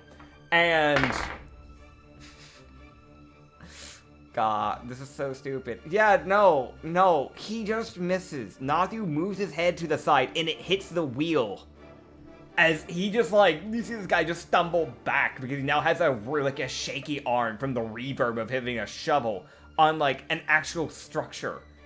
The second guy runs up the staircase and rushes towards Nathio and tries to take a swing, as he will barely make the AC as he swings at him with a club, and he'll do a d6 of bludgeoning damage. As he does 4 bludgeoning damage to Nathio, as he just, like, Nathio just moved out of the way. And then you see him, as he's, like, beginning to try and turn his attention to this guy, this other guy comes from basically his other side, essentially flanking Nathio, as he strikes Nathio in, like, the back of the shoulder with, like, a club. And then the last guy, 5, 10, 15, 20, 25. He can make it, as the last guy can barely use all of his movement just to get to Nathio in time to do his attack, as he would try to attack Nathio. And, nat 1. So you see the crony lift up a like, skillet over his head, try to swing at Nathio. Nathio grabs it, yanks it out of his hand, and hits him across the side of the head with the skillet. As he falls over the thing, unconscious. He might be dead. Who knows? Cast iron fry pans. Opal just went, fucking stop it. Yeah. You two. I'm trying to drive. Do you mind? Yeah, no, really. As it is now y'all's turn. So, question. Uh-huh. Oh my god. Is this a spell or a passive effect? This is a spell. Okay. While you are rat, you cannot cast your own spells. I should mention that. Oh no, I'm asking because Kirla has advantage against spells. Okay. I won't be able to let you re-roll from before because it's a little too late for that, but you do get a re-roll every new turn anyways, so you at the very least can roll with advantage at the beginning of your turn. That's a nat 1. Oh, well maybe you'll get a nat 20, no. maybe you'll get a nat 20. Go ahead and roll that second one. Maybe you get a nat 20. I rolled it. She rolled it at advantage. Oh, you rolled it. properly. Okay. Oh, yeah. I forgot. Yeah. Roll 20 has like the double thing at once. Okay. Yeah. Yeah. So with that nat 1, you're still rat. There's nothing else that can really come from that nat 1. You're just, you know what? You become a bigger rat. You're now a foot taller. So you're already a giant rat, which I think those classify as a. How tall do the giant rats get? You know what? I'm gonna make a judgment call because they didn't say it on the sheet. We're gonna say that you are like a 2-foot tall rat. You're now a 3-foot tall rat. Wow. Okay. I'm gonna bite the shit out of the guy that tried to attack Miko. Rats. Go for Rats. it. Bite him. Here the rats. The rats. I know that reference, but I don't remember where it's from. a That's rat a movie. plus Is it 4 to really just a rat hit, movie? so Okay. I That's need what it's to called, roll yes. Damn. D20. This is plus 4. That is an 18 to hit. Okay, 18 will hit, yes. Okay, and then 1d4 plus 2 piercing. Okay, let's see what you do. 6 damage! 6 damage. So you rush up in a fit of rage, of pure unbridled rage. By the way, while you're in rat form, you don't know why, but you feel a weird burst of like anger in this form. Like you feel weirdly feral almost. Oh no, I'm pissed regardless. He just called my Dune Runner a direwolf. Yeah. Not even just that, but like it's like you would have been mad no matter what, but you feel like there's way more rage inside of you right now than what should be there. You also feel like you can smell the cheese in the kitchen. Yeah, as you bite down on this guy's ankle and you see him shaking you, like, get off! You, like, manage to eventually shake you off, but it is that, like, god damn it, that's a 3-foot tall rat. That's heavy and it hurts. Get off my leg. And it's like, Miko he doesn't get you to shake off, but, like, there's definitely a massive bite mark that is bleeding in his calf now. Miko attempts to bite and fails. Oh, what'd he get? He could roll the nat too. Oh, yeah, no. He does have a plus 11 to hit though. So Oh, he has a something. plus 11, so that's a 13. So he, with this, actually, so I'm not gonna lie, some of these grunts have different ACs. Yeah, no, this will actually hit this one specifically. Oh, really? Yes, he only has an AC of 13. The one thing he had going for him was the thing he literally didn't use. Because I rolled an intelligence check for him. His big thing was that with him having a spear, he had a 10-foot range, and he's not even using it because he's an idiot. So, yeah. Okay, so then this guy is just being overkilled. Okay. Oh, he's getting bit twice. He's getting bit and clawed. Okay. Because Miko has a multi-attack, so he can do 2 attacks. Heck yeah. So, with it being a 13 hits, then a 17 definitely hits. Yeah. Which means he's taking 76 plus 8. Okay. Let's see how much Dude damage runners he does. hurt. Dude runners do hurt, yes. 27! Alright, yeah. So you slash. You see as Miko basically, as soon as like he manages to shake you off, you see Miko reel back, slash one of their claws across this guy's chest, and then bite into his shoulder, basically pushing him down onto the ground as he goes probably into a moment of death saves. If not, he's dead, probably. As he would go down. As his eyes can close. He can also, as a reaction after a successful bite, he can rip the flesh from the bone Okay. and inflict bleed damage. So, guy has to make a DC 15 con save. Yeah. It's fucking over. I had to say he is dead already from that, so there's no con save required for this. Okay, well, Miko is still pissed, so Fair enough. that is an extra 4 damage just to send him further into dead. Okay, so you feel like as if his ghost is looking at you judgingly, like, okay, that's a bit mean. I get it, but like that was a bit much, man. You really did not need to do. Okay, so I gotta ask. Yeah. I mean, to be fair, he attacked Miko first. Yeah. And insulted Miko! Oh my god. How much movement do I have to waste to get up? So like you're gonna have to use like 10 feet of movement to basically pull yourself up. Okay, cool. I can still reach this guy then. Okay. I won't be able to do the other thing I wanted to do, but oh well, I'll get some health back. Heck yeah. You can go ahead and go, and then we'll have Usagi after. So go ahead. What you got?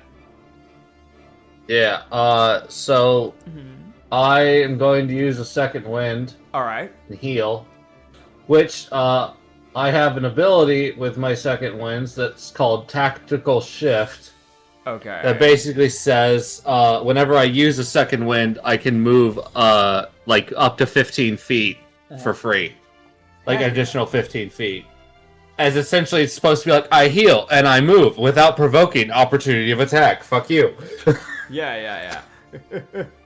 I move away, because fuck. Okay. As Loki will waddle his way around. Hi, I'm back. Yeah. He walks around the fucking...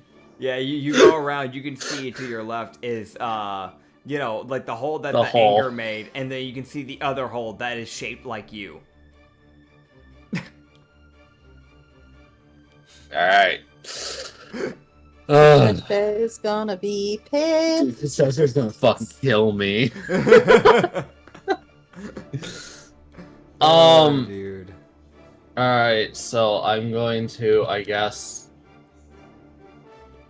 God, which... it's the most just like both of these suck. Both of these need to be dealt with. Like One attacks a lot, the other almost sent you off the ship. yeah, no, I'm gonna go over the robot. It's the most just like I look at the bird, I'm like, you're a problem. But you're less of a problem than this fucker. Than this thing you ever created. This fucking thing, yeah, that's the description I wanted. It's a fucking thing. Alright. Yeah. What's up? I will mention like a little fun little detail. I don't know if anyone caught it, but you do have 2 people claiming to be captain. So there is that. Because the eagle said that he was captain, but you also had the Kithrixie calling himself a captain. So there is that fun little bit of information. Yeah, look, he's just like, okay, so while I'm trying to shut down your robot, who the fuck is actually captain? I'm captain. No, I'm captain. Are you sure? Yes, yes.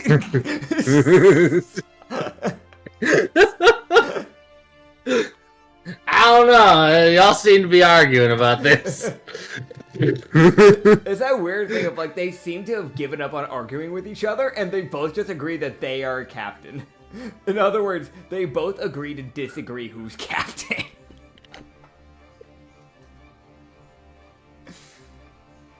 Oh, okay. Chooses captain. Yeah, it's kind of just when the crew look, they just look and go, which one's being more reasonable? Neither. Alright, so Yeah. does a 20 hit? A The 20, robot. let me double check his AC. Captain McMuller, 20 will hit him. Oh, wait, I was no, talking about the yeah, robot. My bad. Yeah, that'll hit him. Great, so all 4 of my chains hit him. Alright, That was cool. the lowest to hit. Let's see how much damage you do.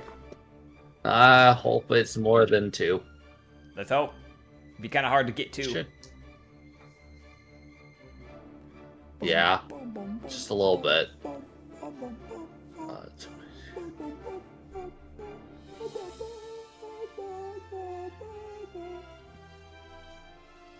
I believe in you. Okay.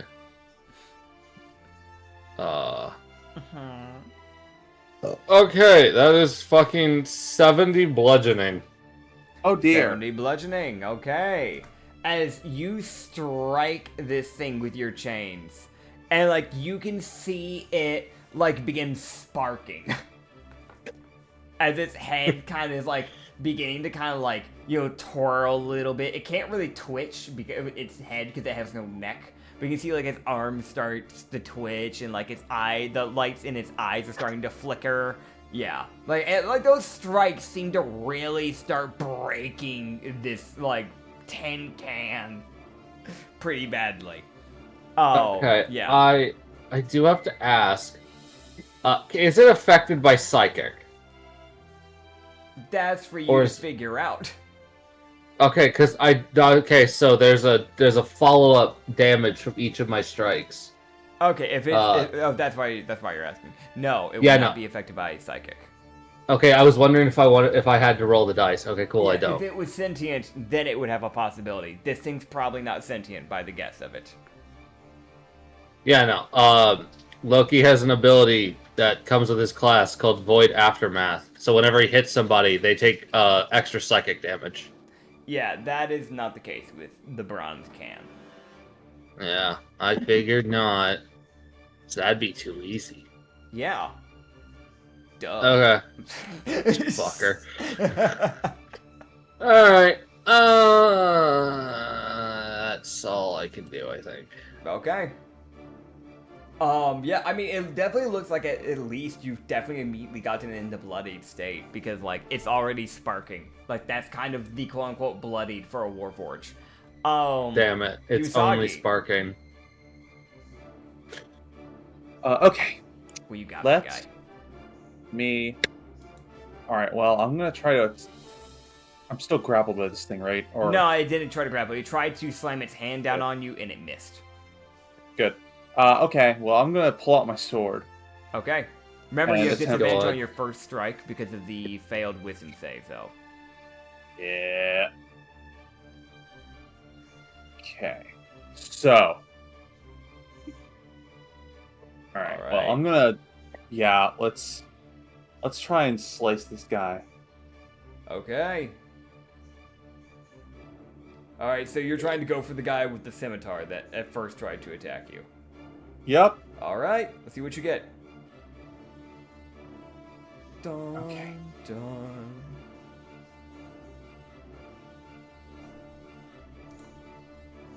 I have a... Why is the +6?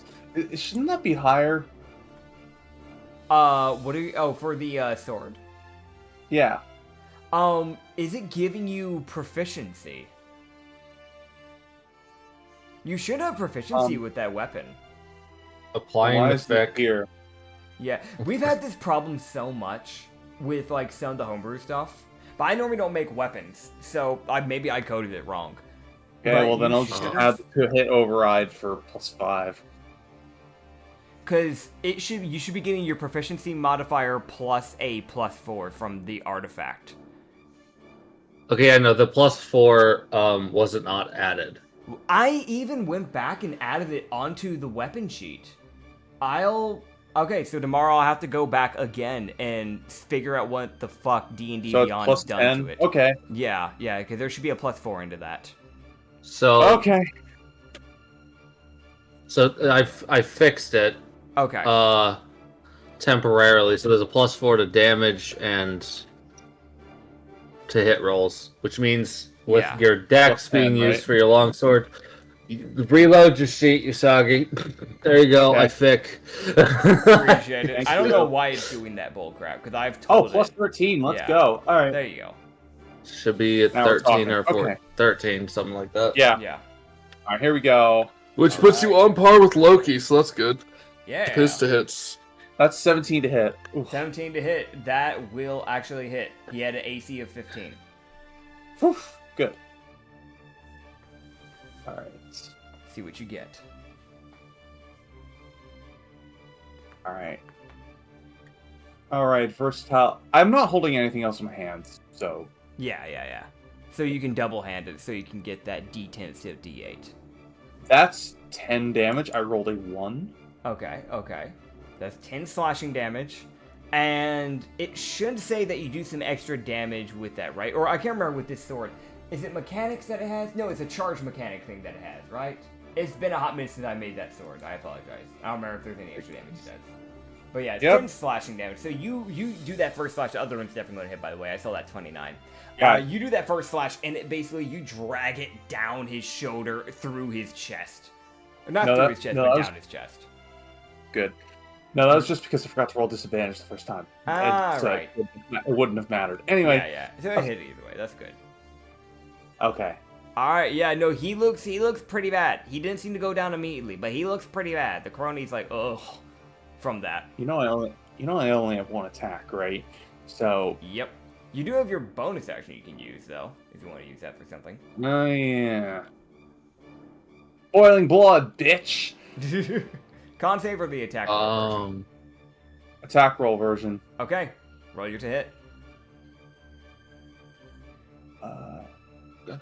I'm Why gonna is- say this because I'm still on Usagi's sheet because I'm making sure Why is the everything's hit functioning. +0 for that? Hmm? For boiling blood? Shouldn't it be higher? Yeah, that should be you. Okay, what's happening to your sheet? I don't Why know. is your con 2? Huh? Oh, I know what's happened. You did a thing. Hold, I fic again. I fic your sheet. Acrid's fixing your stuff. Oh. Give me a second. Oh no! I was You trying to add typed the +2 to my 2 con into earlier. override. Yeah, no, you overrided your sheet. Oh, fuck me, really? Okay. So you Ignore that. overrided your con, so your con was a 2. I was looking at your sheet and I was like, something feels deeply wrong about this sheet. Okay. I would scroll back up and check that sword. No, it's the Okay, sword's ignore not that one. affected by con. You should be good now. But also, Okay. you're gonna need to unattune something, Usagi, because you probably would have Okay. already done this. Because you only have 3 attunements. And if you're attuned to the Zanpakuto, Zan blade. yes. You're gonna have Okay. to lose one of your other attunements. That or Okay. get attunement bonus gems. Yep. Alright, 1 minute. Well, I suppose I can unattune the Aberrant Amulet because it's not like I'm using that thing. That's true. Not much. There you go. There you go. So, Well, All right. there we go.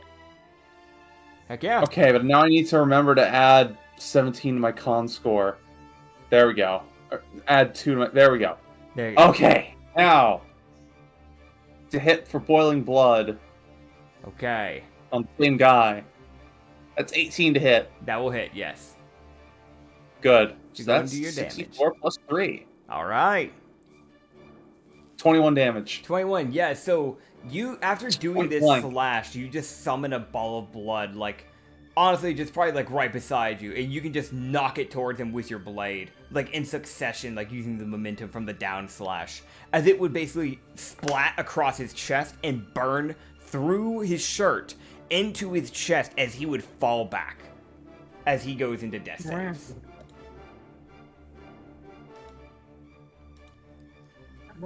All right. And with that being the end of your turn, next will come up the NPCs, as next it will be Lavana. Lavana, annoyed, would look in between her, look at the 3 cronies, and she is going to cast Cloud of Daggers right where she's at. As they will all take 44 slashing damage. As you would see a tornado of, like, astral daggers begin to form around her. As everybody that was right near her begins to take damage. As that is 10 slashing, and 10 slashing. All 3 of those cronies take 10 slashing damage. As they begin getting grated by these daggers. You'd see one of them fall over. As the one with the big maul falls over. Dead. As he didn't have a lot of health, he was more of a heavy hitter, but glass cannon type of one. The other 2 still seem to be standing, but they're kind of like in a bloodied state.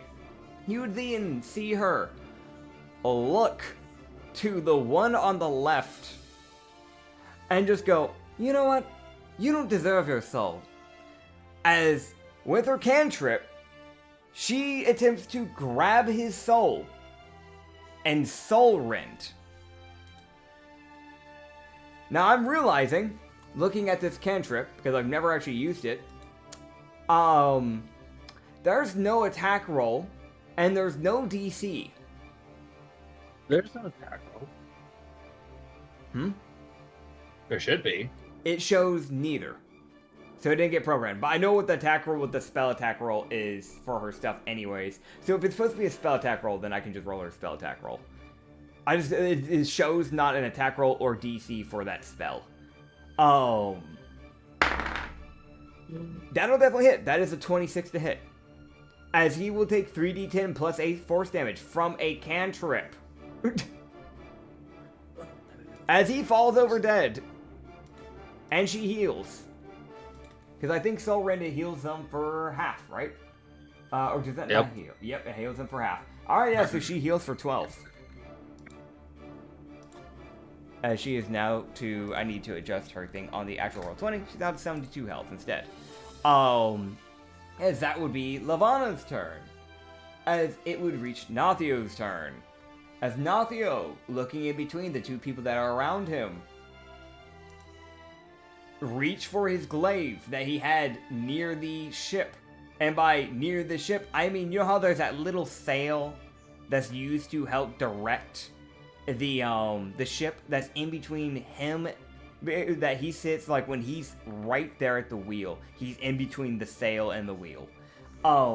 Right posted beside it is his halberd. As he grabs it, and you see him cast a smite onto it as it begins to catch on fire. And then you would see him take 2 swings, 1 to each crony. As one crony is definitely getting hit, and the other one he rolled a nat 1 on. So you would see the one in the front he would take a swing on. And you would see them get slashed by this, like, this like golden spark like glaive essentially. As he would take 14 slashing damage, he would take an additional 3d4 fire damage from the actual just glaive thing, which is another 8 fire damage, and then he would take the, let me roll a con save for him. Yeah, he will be taking the searing fire damage, as he takes an additional 6 fire damage, as he will fall over, unconscious, as his head would slam against the barricade. As you then see Nathio swing around, try to take a wide swing with this glaive on this guy, and you would see him duck underneath as the blade gets stuck into the wooden podium that holds the, like the wooden stand that holds the steering wheel. Basically, in a way, disarming Nathio, unless he wants to use a strength save his next turn to try and pull it out. As the end of Nathio's turn. As next up, it will be the enemy's turn. The robot will look to you, Loki, and you see it spin its head and go, error. Unholy thing detected. Unholy thing detected. As you see it bring up the anchor and hold it up at you like it's holding a crucifix at you. As it casts with its cantrip resistance. And it chooses a type that I will not say what type it picks. As it gains a resistance to an element for a turn. And then it tries to once again bring its arm up and try to swing at you.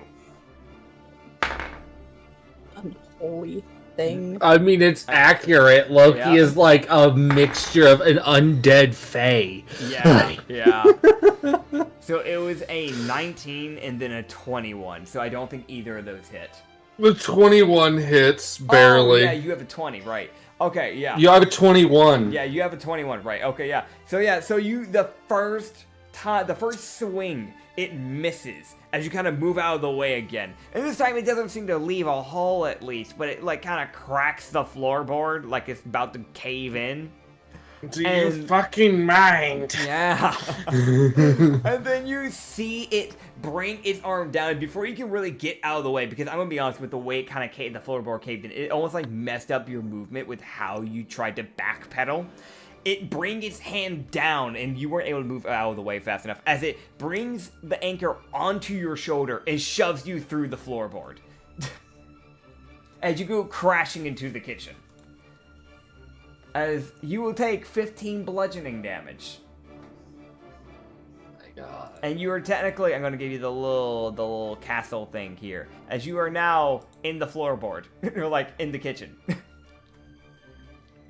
As, meanwhile, the eagle will look and go, oh, ho, ho, where do you think you're going? You can't escape from the land of the free. And you see him jump down the hole after you. I swear to God. Yeah, you're welcome, man. I swear to the gods. That is a 26 to hit. And a 30 to hit. Bitch ass. And then an 11. The 11 definitely won't hit. So he would take, because he already used his action surge, so he can't do that again.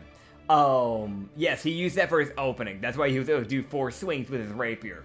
You would see him take 2 slashes as he's coming down towards you. You basically have to combat roll out of the way so it doesn't land on you. So that's why his talon damage does not get to hit you, because he just misses his talon strike coming down at you. And then he takes 2 slashes as you're trying to get back up onto your feet. That is how we are going to say that happens. As you take 13 piercing damage as he does 1 jab, 1 thrust towards you, and then 16 slashing damage. Okay.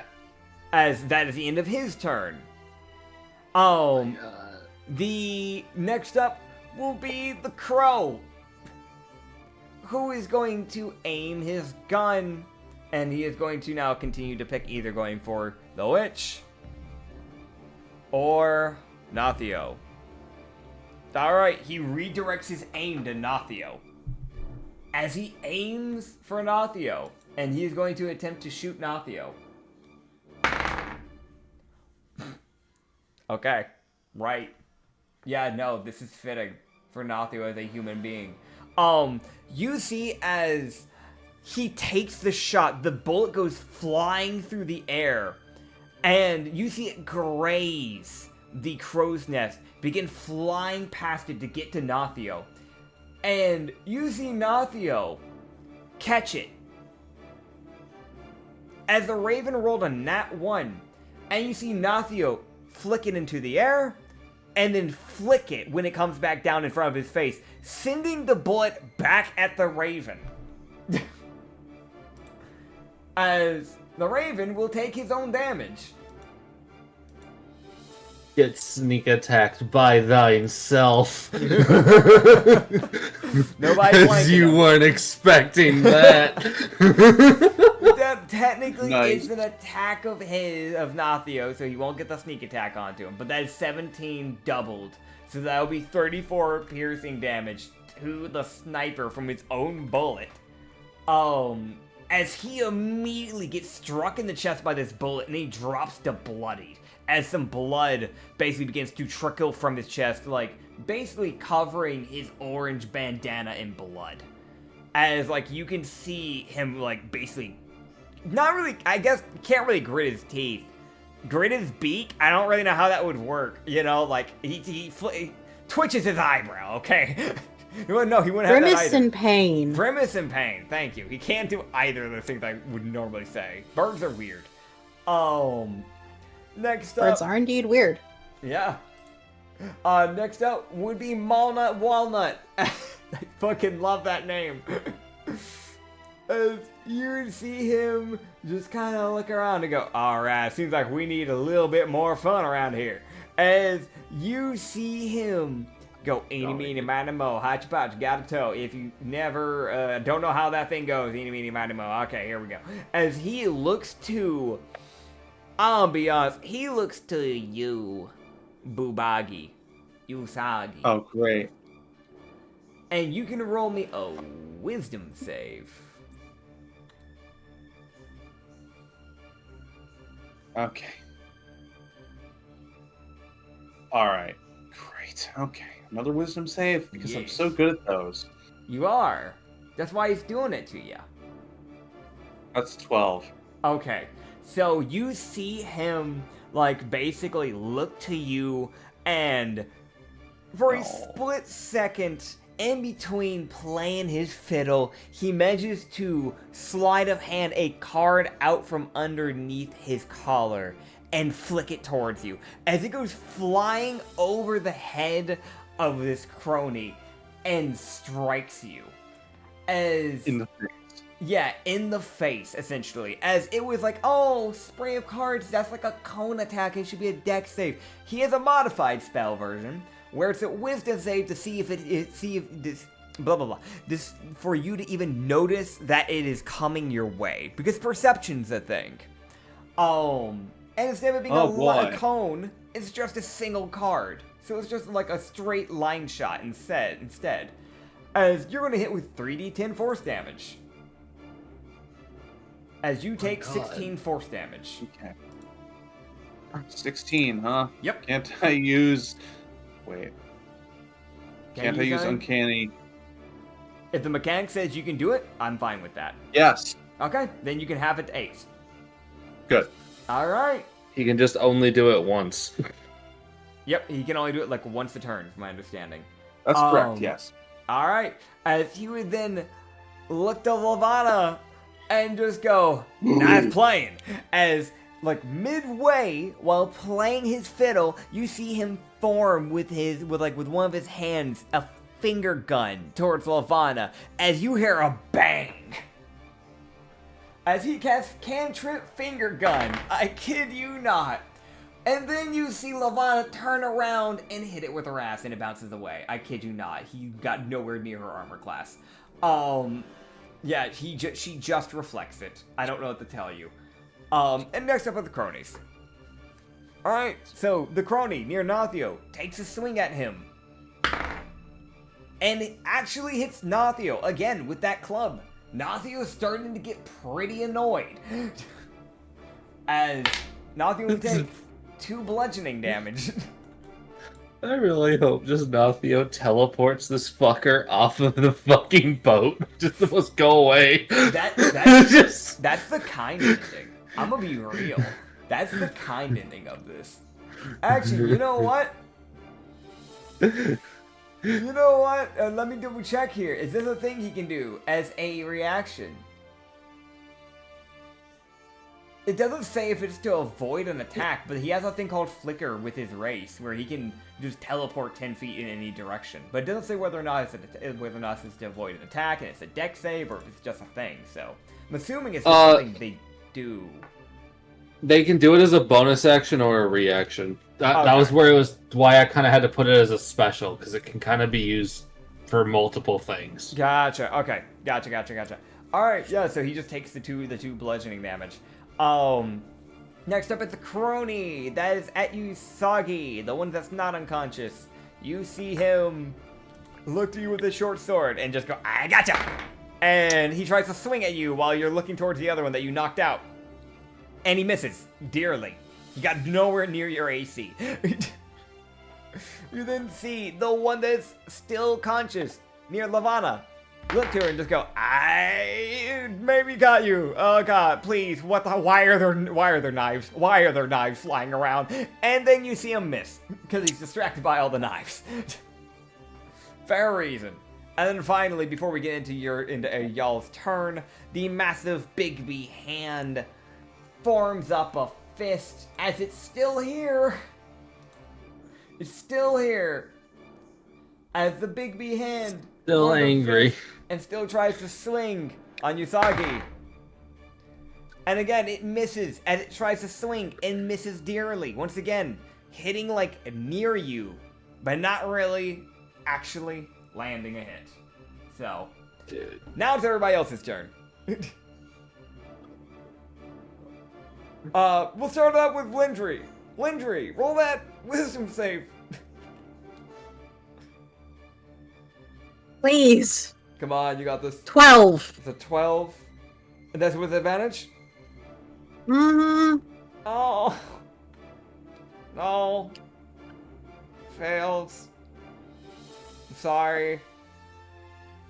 You know what? I will say this. If you want, Miko could try to help snap you out of it. If you want to do that, you can have Miko use his turn to try and basically get rid of the spell via shaking you viciously. It's Miko. probably worth it. Miko gently picks her up by the scruff and just shakes. Stop being fucking rat.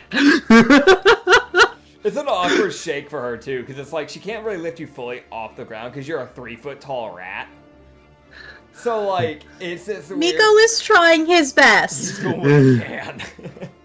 But yeah, Alright, roll a wisdom save. You can roll again, yeah. Please. Alright. 14. Son of a bitch. Dang it. Because I'm gonna be honest here, right? The person who cast it is probably the only person you've seen slinging spells around here right now.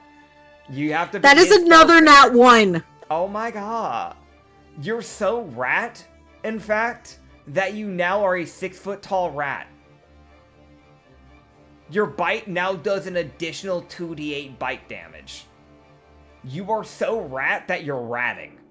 You can smell that cheese. In fact, roll me a different wisdom save. Oh my god. Is this against a spell or is this just... This is probably just rat.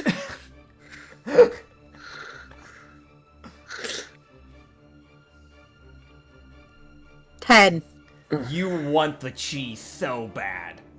It's in the kitchen. Well, I guess I'm getting run over. So you get to use all your movement to go find the cheese. If you need to get more movement to get to the cupboard, which is at the end of the ship's like kitchen area, you can use your bonus action to dash to really get to that cheese. Okay, I guess I'm going to the kitchen, guys. Bye! It's cheese time. Yeah, so let's Even see, though you- rats prefer move- peanut move butter your over token. cheese. Listen, this is just a different type of rat. Also, y'all don't have peanut butter, but you do have cheese. Y'all never. Isa hasn't bought that, so that's why I put cheese out there, because I know you have cheese. But yeah, you gotta move your token. Move your token. Are you not Over even gonna move here? it? Okay. Alright, yeah, you just rush off to the kitchen to get cheese. Did that take just your normal movement, or did that take the bonus action dash to get into there and everything? That's 20 feet. Yeah, because you have what, a 3? You have movement That of would have 30 taken feet. bonus action. Yeah. So yeah, Which you- would have put me perfectly where I needed to go. Yeah. So you get just to the cabinet at the end of your turn. You can use your reaction to scour for cheese. Okay. So you'll roll me a survival check, which since rats don't get proficiency, you just roll a flat d20. Okay, so that's a 15. You find cheese. Congratulations. I have cheese. You have cheese. Turn. Job done. Found Ches. You found Ches. You have Ches in hand. Alright, next up. Usagi, have you done your turn yet? No, I have not. Let's see what you got, I'm big about guy. to. What's your plan? Okay, kill this guy with my cool sword. He's knocked out. He's knocked out. That's why he has the little icon. Alright, yeah, so you're Okay. going with the Kill short thi- sword. Kill this guy with my cool sword. Alright. It's on Pakuto, actually. Heck yeah. Is that a Bleach reference? It's just soul sealing blade in Japanese. Oh, okay. I mean, it could be a Bleach reference. I only don't- know about that word because like I think that's what they call the swords that they use, or the weapons in general that they use in Alright. Bleach, if I remember right. I haven't watched Bleach in a long time. I only watched 20 Okay. episodes and I stopped. All right. So let's. Can I use my bonus action to turn invisible? Yeah, I don't mind that. Sure. Good. So do I still have It's your to? main mechanic. Yeah, it's one of your big things. You can. Okay. So can I roll? Can I roll stealth? Yeah, roll your stealth. Roll your stealth. There we go. Yeah. Which I have advantage on. So Yes. 24. All right, 24. Yeah, you go. Huh. The guy's gonna see if he can Good. try and see you because he's like right there. I think that's fair. He doesn't see you. Probably. Ah! You see him He looking just around thinks like, I where'd he ran go? Yeah. Okay. Yeah. Dumbass. Stupid. All right then. Idiot. Well, okay. So- okay. All right, here we go. Yeah. Useless. All right. Mhm. Let's just. I'm leaving you. Here we go. Yeah, I'm just gonna attack him with the sword. Attack him with the sword. Go for it. Slash him. 32 to hit. 32 to hit. Yeah, no, that'll hit him. That'll hit him for sure. 16 damage. 16 damage? Oh, sorry. Wait. That's incorrect. I clicked on the wrong button. It should be Oh. 19 damage. 19 damage. Alright, yeah, so you get this very clean slash directly, like horizontally, across his entire chest. And he just falls back unconscious as he hits his head on the staircase, probably killing him. Damn. But now his body's kind of just in the way of the staircase, so it's like slightly annoying. Okay, well, I assume Lavana can deal with these two guys. Let me just fire some boiling blood at this guy, the robot. Okay, yeah, go for it. Roll you to Here we go. hit. That's a nat 1. Nat 1. Okay. Why is it always the boiling Oh. blood you roll nat 1s on? I don't understand. Okay, so... No, I've rolled nat 1s plenty of other times. I guess that's true. It just feels like it happens a lot with boiling blood. So you begin to conjure the ball, you form the portal, it pops up like it normally does, and as it begins to pop up, and you're like, alright, I'm gonna swing and hit it. You swing a little too early, and the ball of boiling blood falls onto your hand. You're gonna take your boiling blood damage. And then you will double it, because it is a crit. Oh, great. Well, that's really bad, actually. Oh.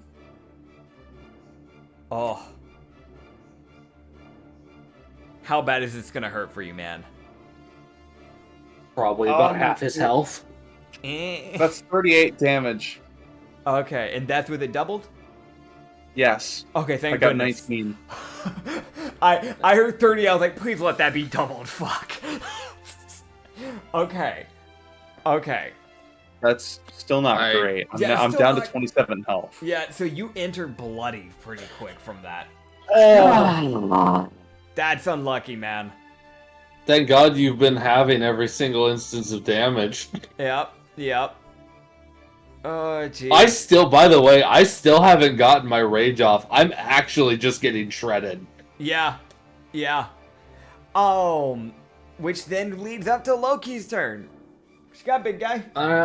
Loki's getting up, and it's just this, just slow shaking of, I'm so fucking done with you, you're bullshit, and you're fucking robot.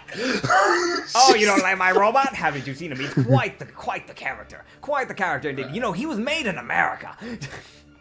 I'm going Home of to the kill free. him now. No, you can't do that. You know how much money he cost. I don't have any money because of him. Yeah, that's rough. Anyways. I'll show you what it means to fight the land of the free. God, I'll put you a note. Loki is just turns and just starts beating the shit out of this fucking robot's leg. Yeah, you're like hitting its ankle. It can't hit me now. Fuck you. Oh, God. Alright, as my lowest to hit was a 25. Oh, yeah, 25. Yeah, that'll do it. Alright, cool. So I also raged with my bonus action because Loki's getting pissed with this shit. That's fair. Alright, I will, so let me get a calculator. I'd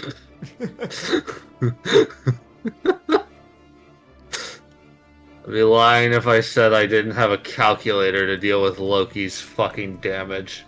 You know, honestly, valid. Because sometimes he rolls really well and his damage is really high. Because since he does 2d10s, his damage, fluctuates aggressively. Yeah, no, that's fair. Alright, so I do 96 bludgeoning damage to this thing's leg. 96. Alright. So you want to know a fun little thing here? So you start striking and wailing on this thing's ankles. And you can see as it begins to shake violently. As it's beginning to get almost whittled down. As you can see, you can hear it's machinery breaking and whirring as you know you're getting damage done. You know this is working. You can tell it is at the final moments of its life. And then, as it begins to shatter, crumbling to the ground, falling to pieces as cogwheels and springs and metal pieces and bolts and nuts all begin to fall to the ground, you see out of the head, this broken, destroyed, lifeless head is none other than a mini robot. As now I can replace its little thing, as it is now this tiny little robot with a top hat and a little sword. As it is now this 1 foot tall block robot. I swear to God, I'm going to fucking send you and your entire organization to God. As you can hear it just go, emergency, power, upgraded, on guard. As it takes a very sideways stance, shifts its head, and points its arm like trying to like do like the quote unquote like On guard, motherfucker. fencing stance. Yeah, the thing is this thing's too clunky for it, so it's kind of just like this really robotic stance. Okay, so I'm going to action surge. Oh, okay, man. Listen, you don't gotta. He sees that Loki, like, this thing's like, on God, he just sees Loki take a breath and just keep fucking lashing at it with chains. Oh, God. Like, I've only planned to hit it twice and then go for the fucking eagle, but I'm still like fucking die. Fair. You annoying little shit. You fucking nearly killed me. Fair. Okay. Oh my god. Okay. You good? Okay. Yeah. Okay. Alright, so I've got my 2 attacks on the robot are a 22. Okay, it dies. It had 1 HP and an AC of 12. Alright, so you strike it with the shield with your next like swing after breathing, and you see his body just shatter into tiny bits. And you can hear him just go, "No! My money! You know how much that's gonna cost? You know how much that's gonna cost with inflation going on right now? Oh my god, you suck!" Oh man, he just sees Loki turn with this look of, and you think you're not next, motherfucker? You ain't gonna have to worry about the inflation. Oh god, that's fair. You ain't gonna have to worry about shit.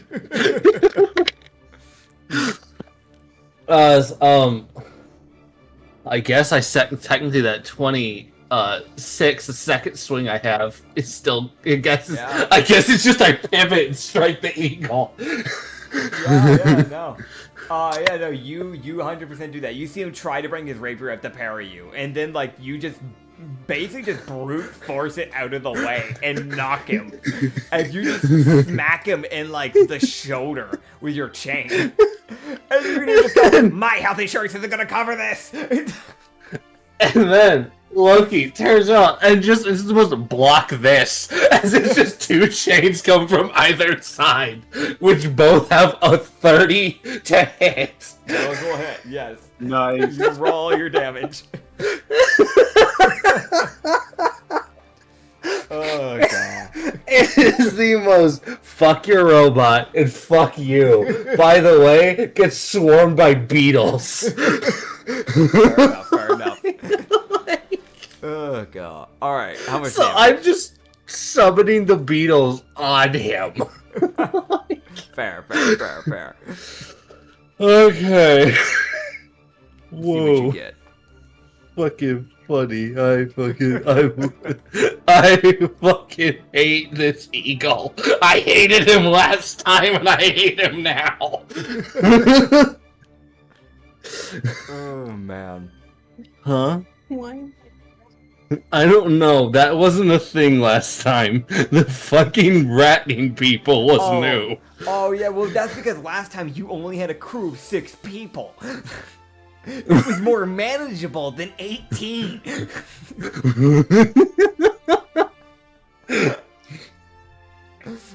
23, yeah. Okay, so how much damage am I taking in total? Let me fucking roll. I'm not gonna lie though, I really thought Kirilla would have not been a rat by now. Like, I'm genuinely surprised that what the fuck? Alright, so he takes 70 bludgeoning. Okay, so you immediately see him become bloodied. And 8 psychic damage as he Alright. feels like a touch from the fucking Shadowfell reaching for him. You see like that first strike hit him, and you see like him yell about his health insurance as a little bit of blood trickles from his mouth or his beak, and then like you start wailing on him as he enters the crippled state. As the one eye you can see from him, it becomes like bloodshot. And like, yeah, no, he like some of his white feathers are becoming bloodstained. There's not a lot of bleeding because there's a lot more of it's like bludgeoning. So there's got a lot more bruises that you can't see underneath the feathers and everything. But still, skin will still break if it's hit enough. Yep. Next up is Lavana, who has locked eyes with that guy, the other quote-unquote captain. Looks at him, looks past the crony, forms a pink lance in her hand, and hurls it towards this guy as she casts one of Anya's favorite spells. Oh, God. Rolithim's Psychic Lance. Fuck yeah! As he's got to roll an int save. And with his dirty 4. Yeah, no, he doesn't get out of the way of this one, and he will be going unconscious for a turn. As you see, like, for a turn, he becomes incapacitated. As his lance impacts this, this, like, paint, this little guy, this Ferrix, as he takes 31 psychic damage as the lance shatters on him and he falls back unconscious for a turn. He will wake up. That also means he takes that damage. Mm-hmm. Also, that means all his concentrations are broken. I was about to say that. So that means, Nice. Lavana, you're no longer a rat. Lavana! Kirla's no longer Lavana, rat. no, Kirla's no longer a rat. You also temporarily... Yes! And the hand fucks off. Yeah, but like for a day, you don't know why. Maybe it's because you became so rat. Just for this day, you have like big old floppy rat ears, and you're like 2 feet taller than what you should be. How tall is that? Oh.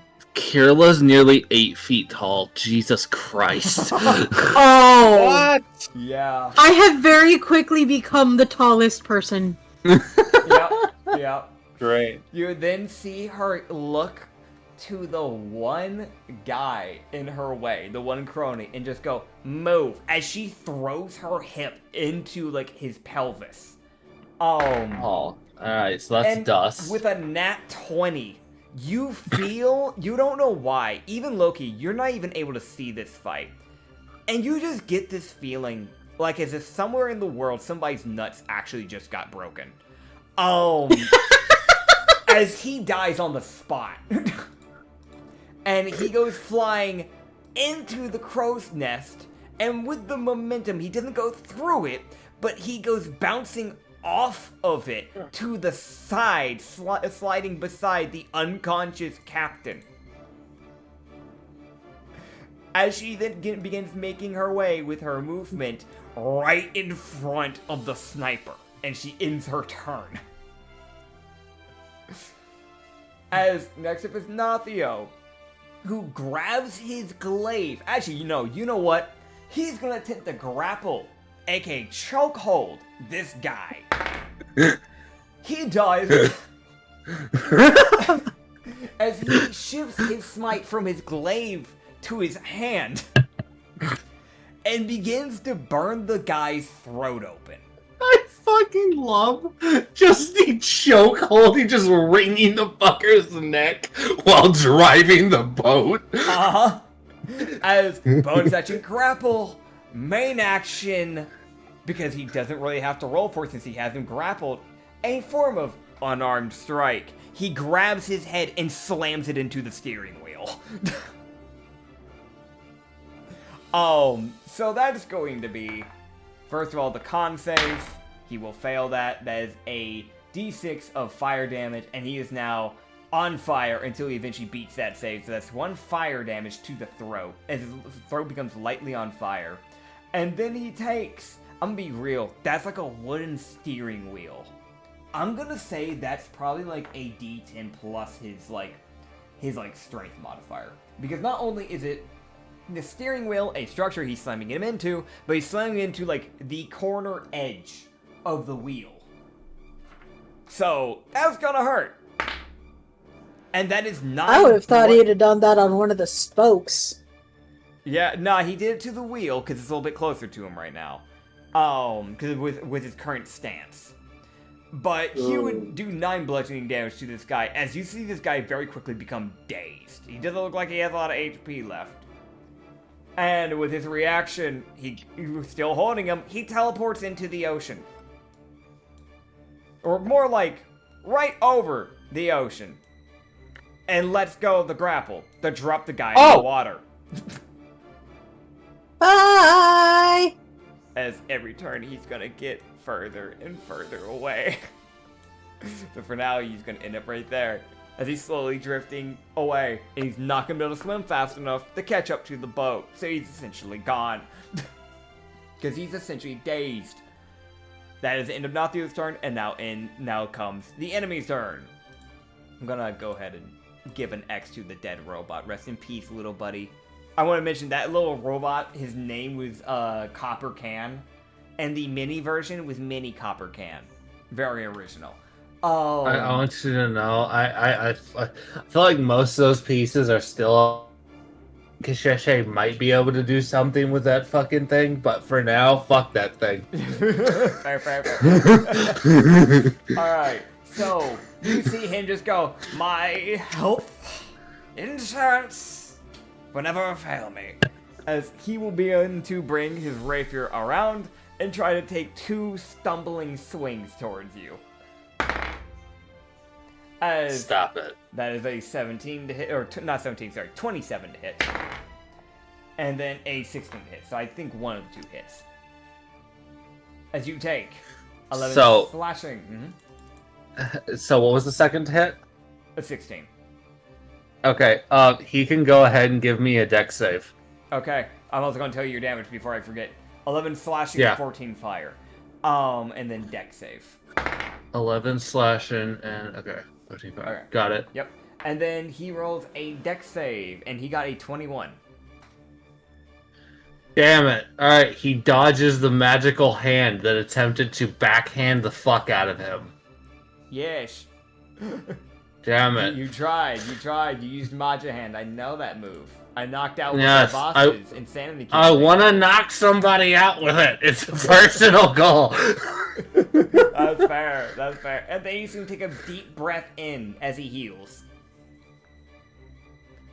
That's a choice, buddy. You really aren't gonna have wanted to do that, because I will just beat the shit out of you. I do not care. Fair. Alright, Bigby's hand is gone because he lost unconsciousness. The other captain's knocked out, so it's just the Raven. The Raven looks at Lavana sweating. Because the sniper has realized, oh, she's right in front of me, isn't she? And she is pissed. Uh-huh. As he looks. And you see him, kind of adjust his collar. Whoa. I can't make this shot very well. This is not. I'll be real. I'm gonna roll something here. Okay. He, in fact, did fail this wisdom save. He's a sniper for a reason, because he's a coward. He has a coward trait. He instead is going to try and back away. Giving opportunity of attack. As Lavana, as a warcaster, can use a cantrip for this. As, no. Hit him off the boat! Do it! Yeah. She's gonna, it's like, oh, cantrip, that's the way to go. I introduced to you hip bump. As she throws her hip into him as he begins turning. She throws her hip into, because she's honestly a lot taller than this, Kenku. He's only, maybe 3 feet 2, 3 foot 2. He's a Kenku. He's not big. So it's kind of small. yeah, it's kind of into his shoulder. So he just gets knocked. As he's getting onto the plank area of the front, he gets knocked onto his side and then falls into the water. Yes! As he's gonna take from that hip bump Where did the hit bump damage go? Where did it go? It was just here a second ago. There it is, 3d12 plus 8. Gah! 35 bludgeoning damage. He goes unconscious. Well, he's fucking dead. Oh Yeah. God. He's drowning.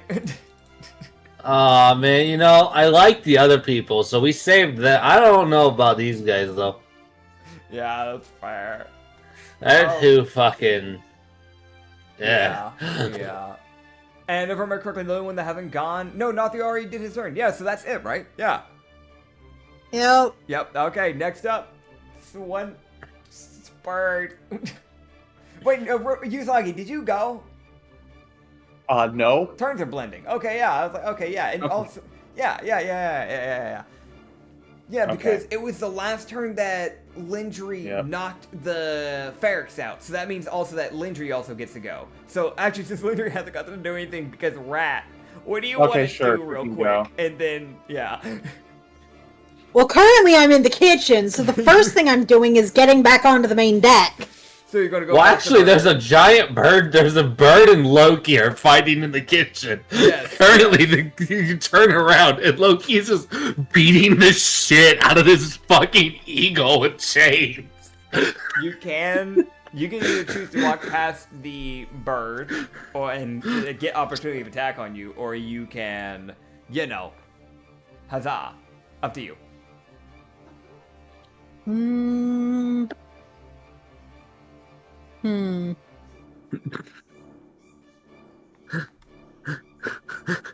Is there anything you can cast? Oh boy.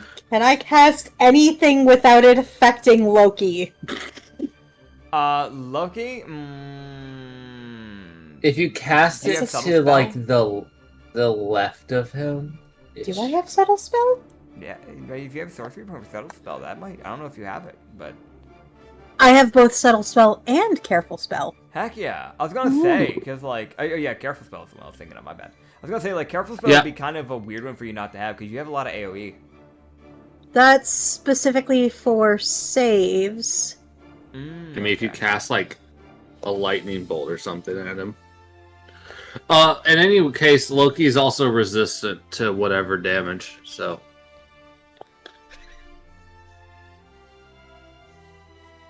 Oh, okay, I can do this.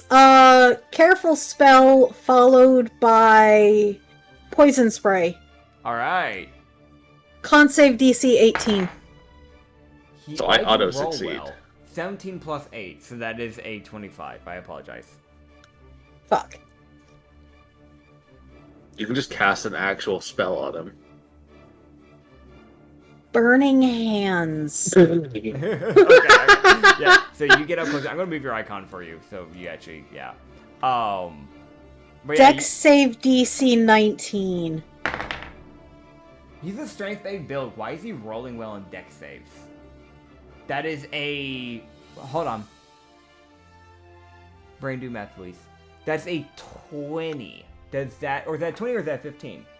No, that's a 15. It's just that it marks in slightly. Okay, no, so that's a 19 then. Does the 19 beat it? It's a DC 19, so it, unfortunately, yes. yeah. But he still takes half damage. Alright, still have damage. It's worth something. Why did I roll shit? She rolled actually minimum. You feel like I rolled 3d6. you can add an extra 2d10. You hear Kikus in your mind go, "You can die," and then suddenly lightning starts surging within the fire. Thanks, Kikas. You're welcome. Fucking 19. All right. There you 19 total. go. Heck yeah. Oh god. All right, Usagi. Okay. Where you got Here we me? go. Since I'm still invisible, I'm going to try and sneak up to this man Okay. and shank him. All right. Well, yeah. You have advantage. He's actually. Wait. Let me check. Incapacitated. You might not have to even roll. Let me double check. Incapacitated. We don't use that status very often. So while inactive, you can't take any action, bonus action, or reaction. Concentration's broken. You cannot speak. If you're incapacitated when you roll initiative, you disadvantage on the roll. I don't know how you'd roll. Okay, yeah. Okay, no, so I'm gonna be honest, he's technically on the floor prone in the process, so you would at least get advantage on the swing. Good. Okay. Let me roll. Hit. 1 second. Here we go.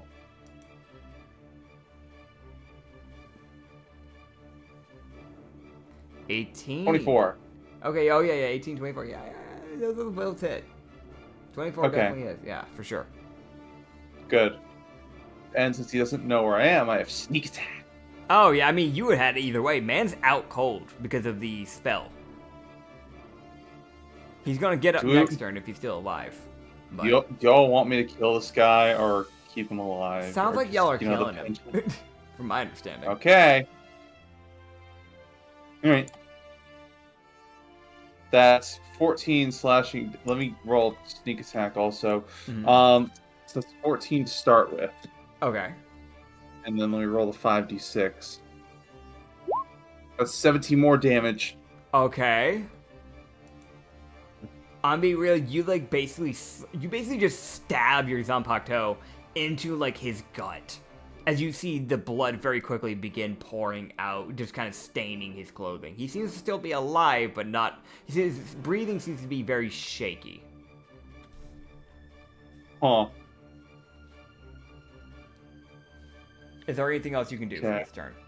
I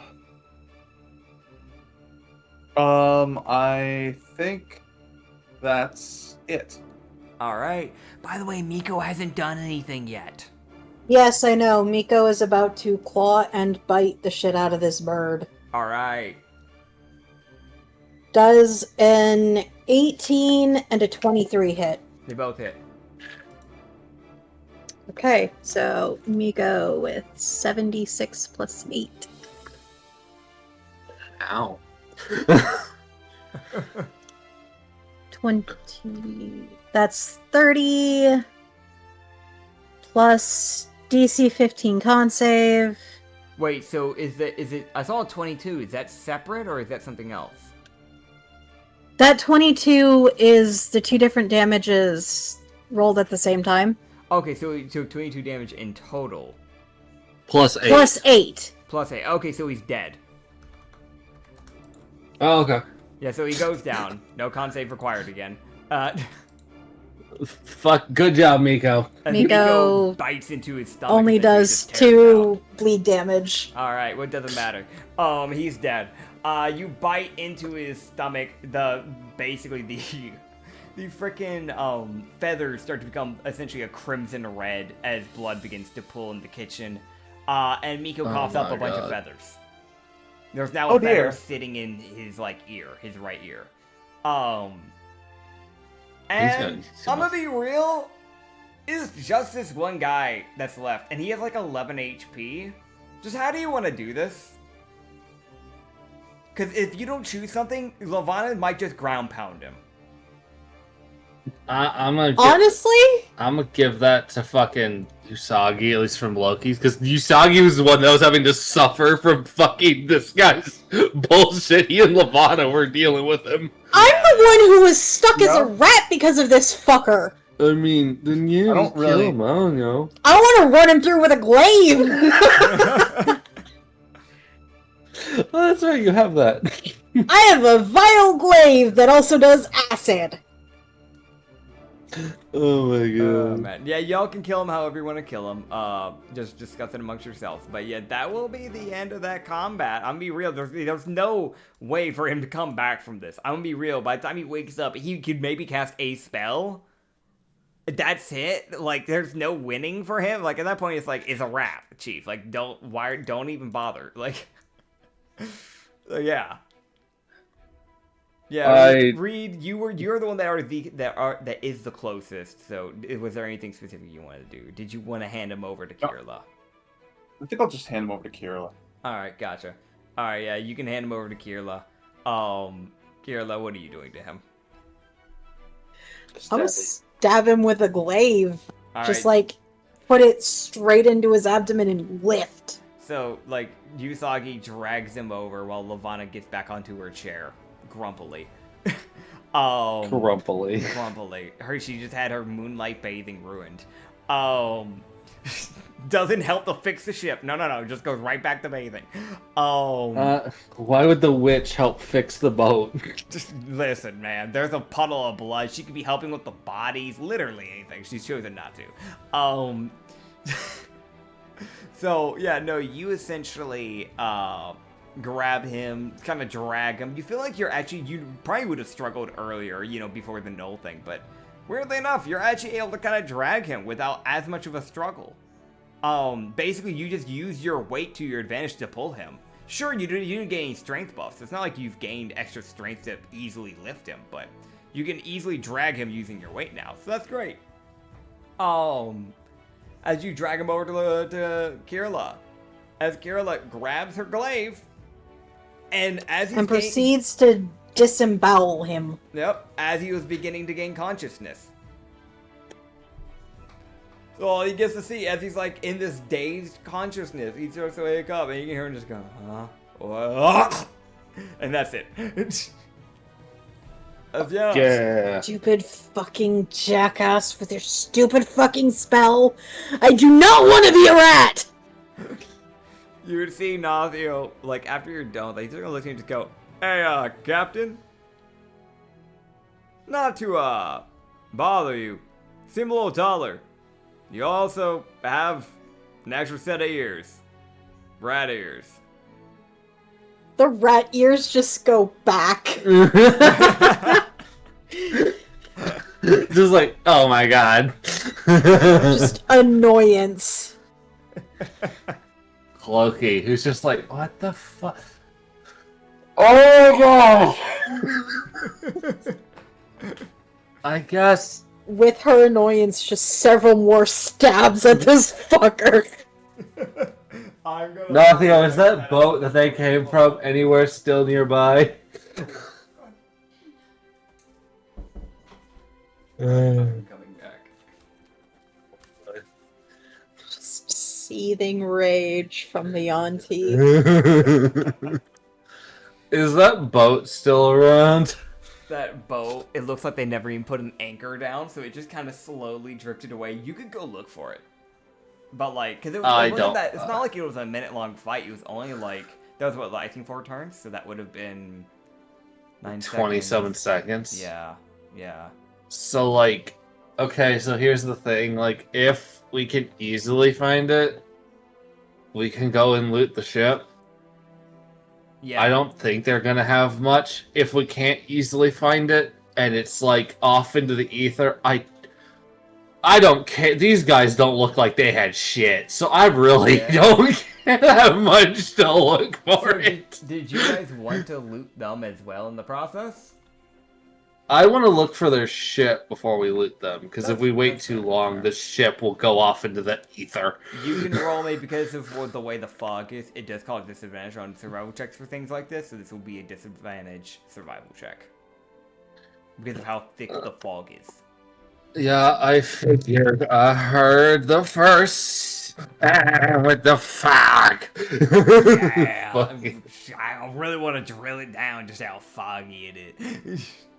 It's fucking there, and it's just annoying. Alright, I'm gonna guess a 15 ain't enough. No. Alright, fuck the ship. I don't care. Okay. What do these fuckers have on them? So, the one that got stabbed repeatedly with the glaive, the Ferrex. He had an armor of acid resistance, studded leather. Oil slipperiness. The armor has probably been very destroyed by now. Oh yeah, no, like Oil's it went from a resistance? plus. Say it. Yeah, it went from being a blue to like a white. God. Like it's not really that good. Someone might pay for it only to like scrap it rather than actually use his armor.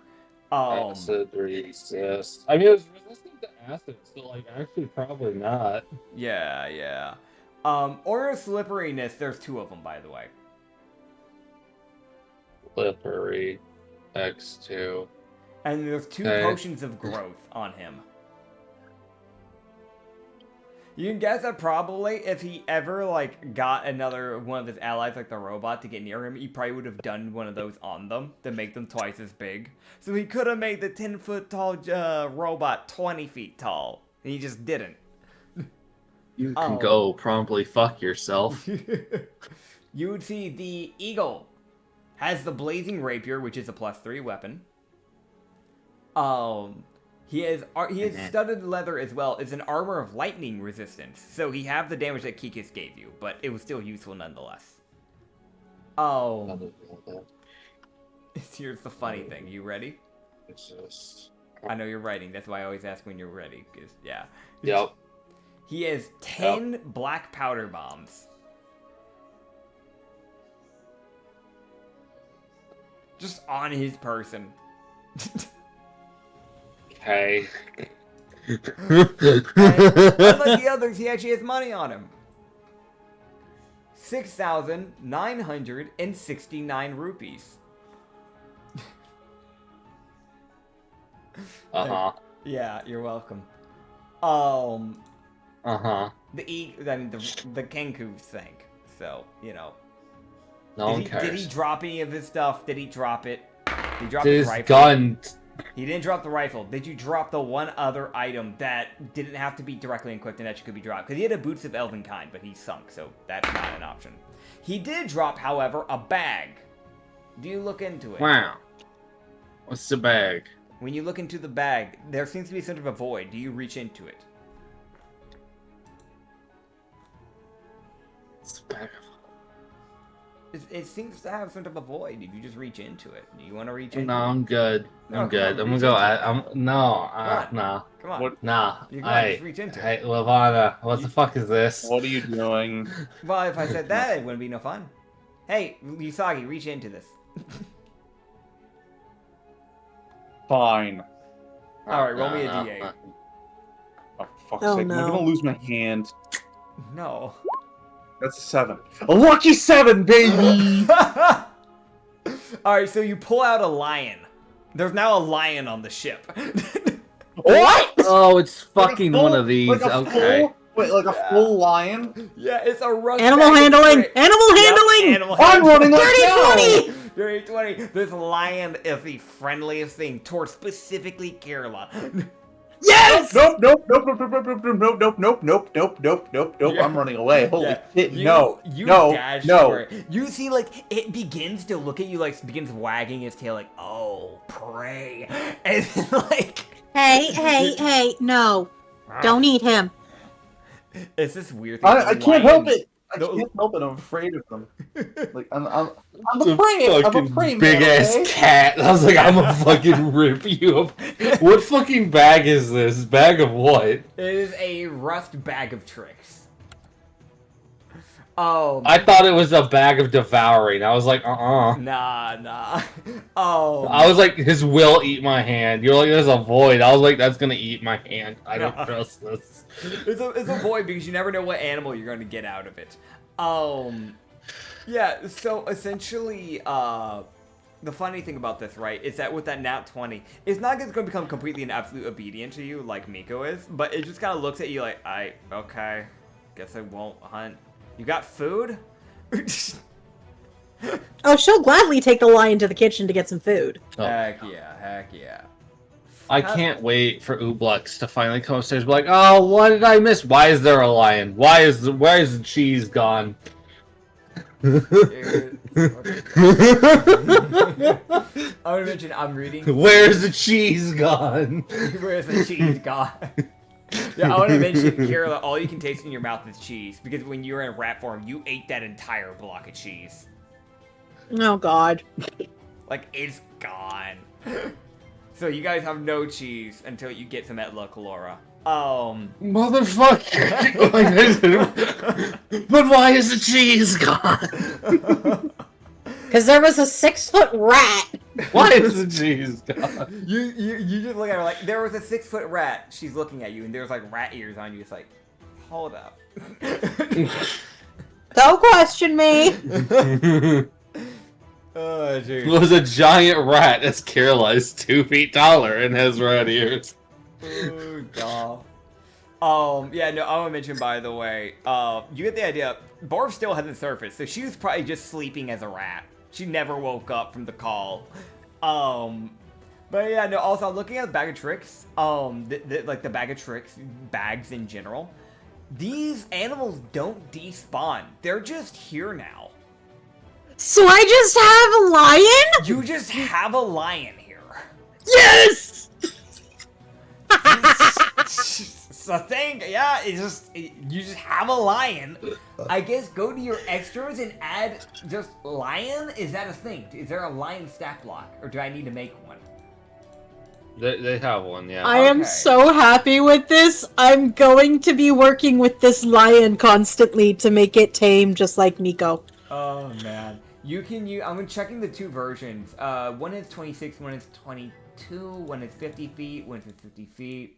You can use the one that is Basic Rules 2014 Monster Manual. When you type in lion, it should be the first one that shows up, not the second one. Yeah, That because one is that one's slightly got the better health. Yeah, I want you. They need Okay, to the survive, creature. So, yeah. This creature is friendly to you and your allies. Yeah, but like I want to be honest. When he's immediately freaking out, I was like, you know what? That might just kick in its natural hunter instinct, anyways, because that's a rabbit.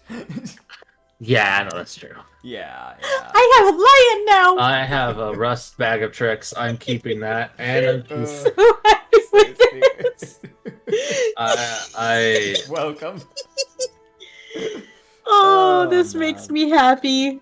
See, Okay. And I no, appreciate this. you're welcome. As I yeah, now that's- have Oh yeah, I guess it's the cronies if you want the cronies. sure. There's that can of pepper spray. It's got 2 charges left. I now need to think of a name for a lion. Heck yeah, you can figure it out. And then there's just a bunch of random weapons. There's the shovel, the skillet. There's, the scimitar, the short sword, the spear that was used. The weaponry that they had. It looks like a lot of these people didn't have any money on them. There's a shot they jumped you guys because they're like, we need money to pay off probably what we're still owing somebody for the Warforge. So I have put down in the notes thing what Loki didn't take.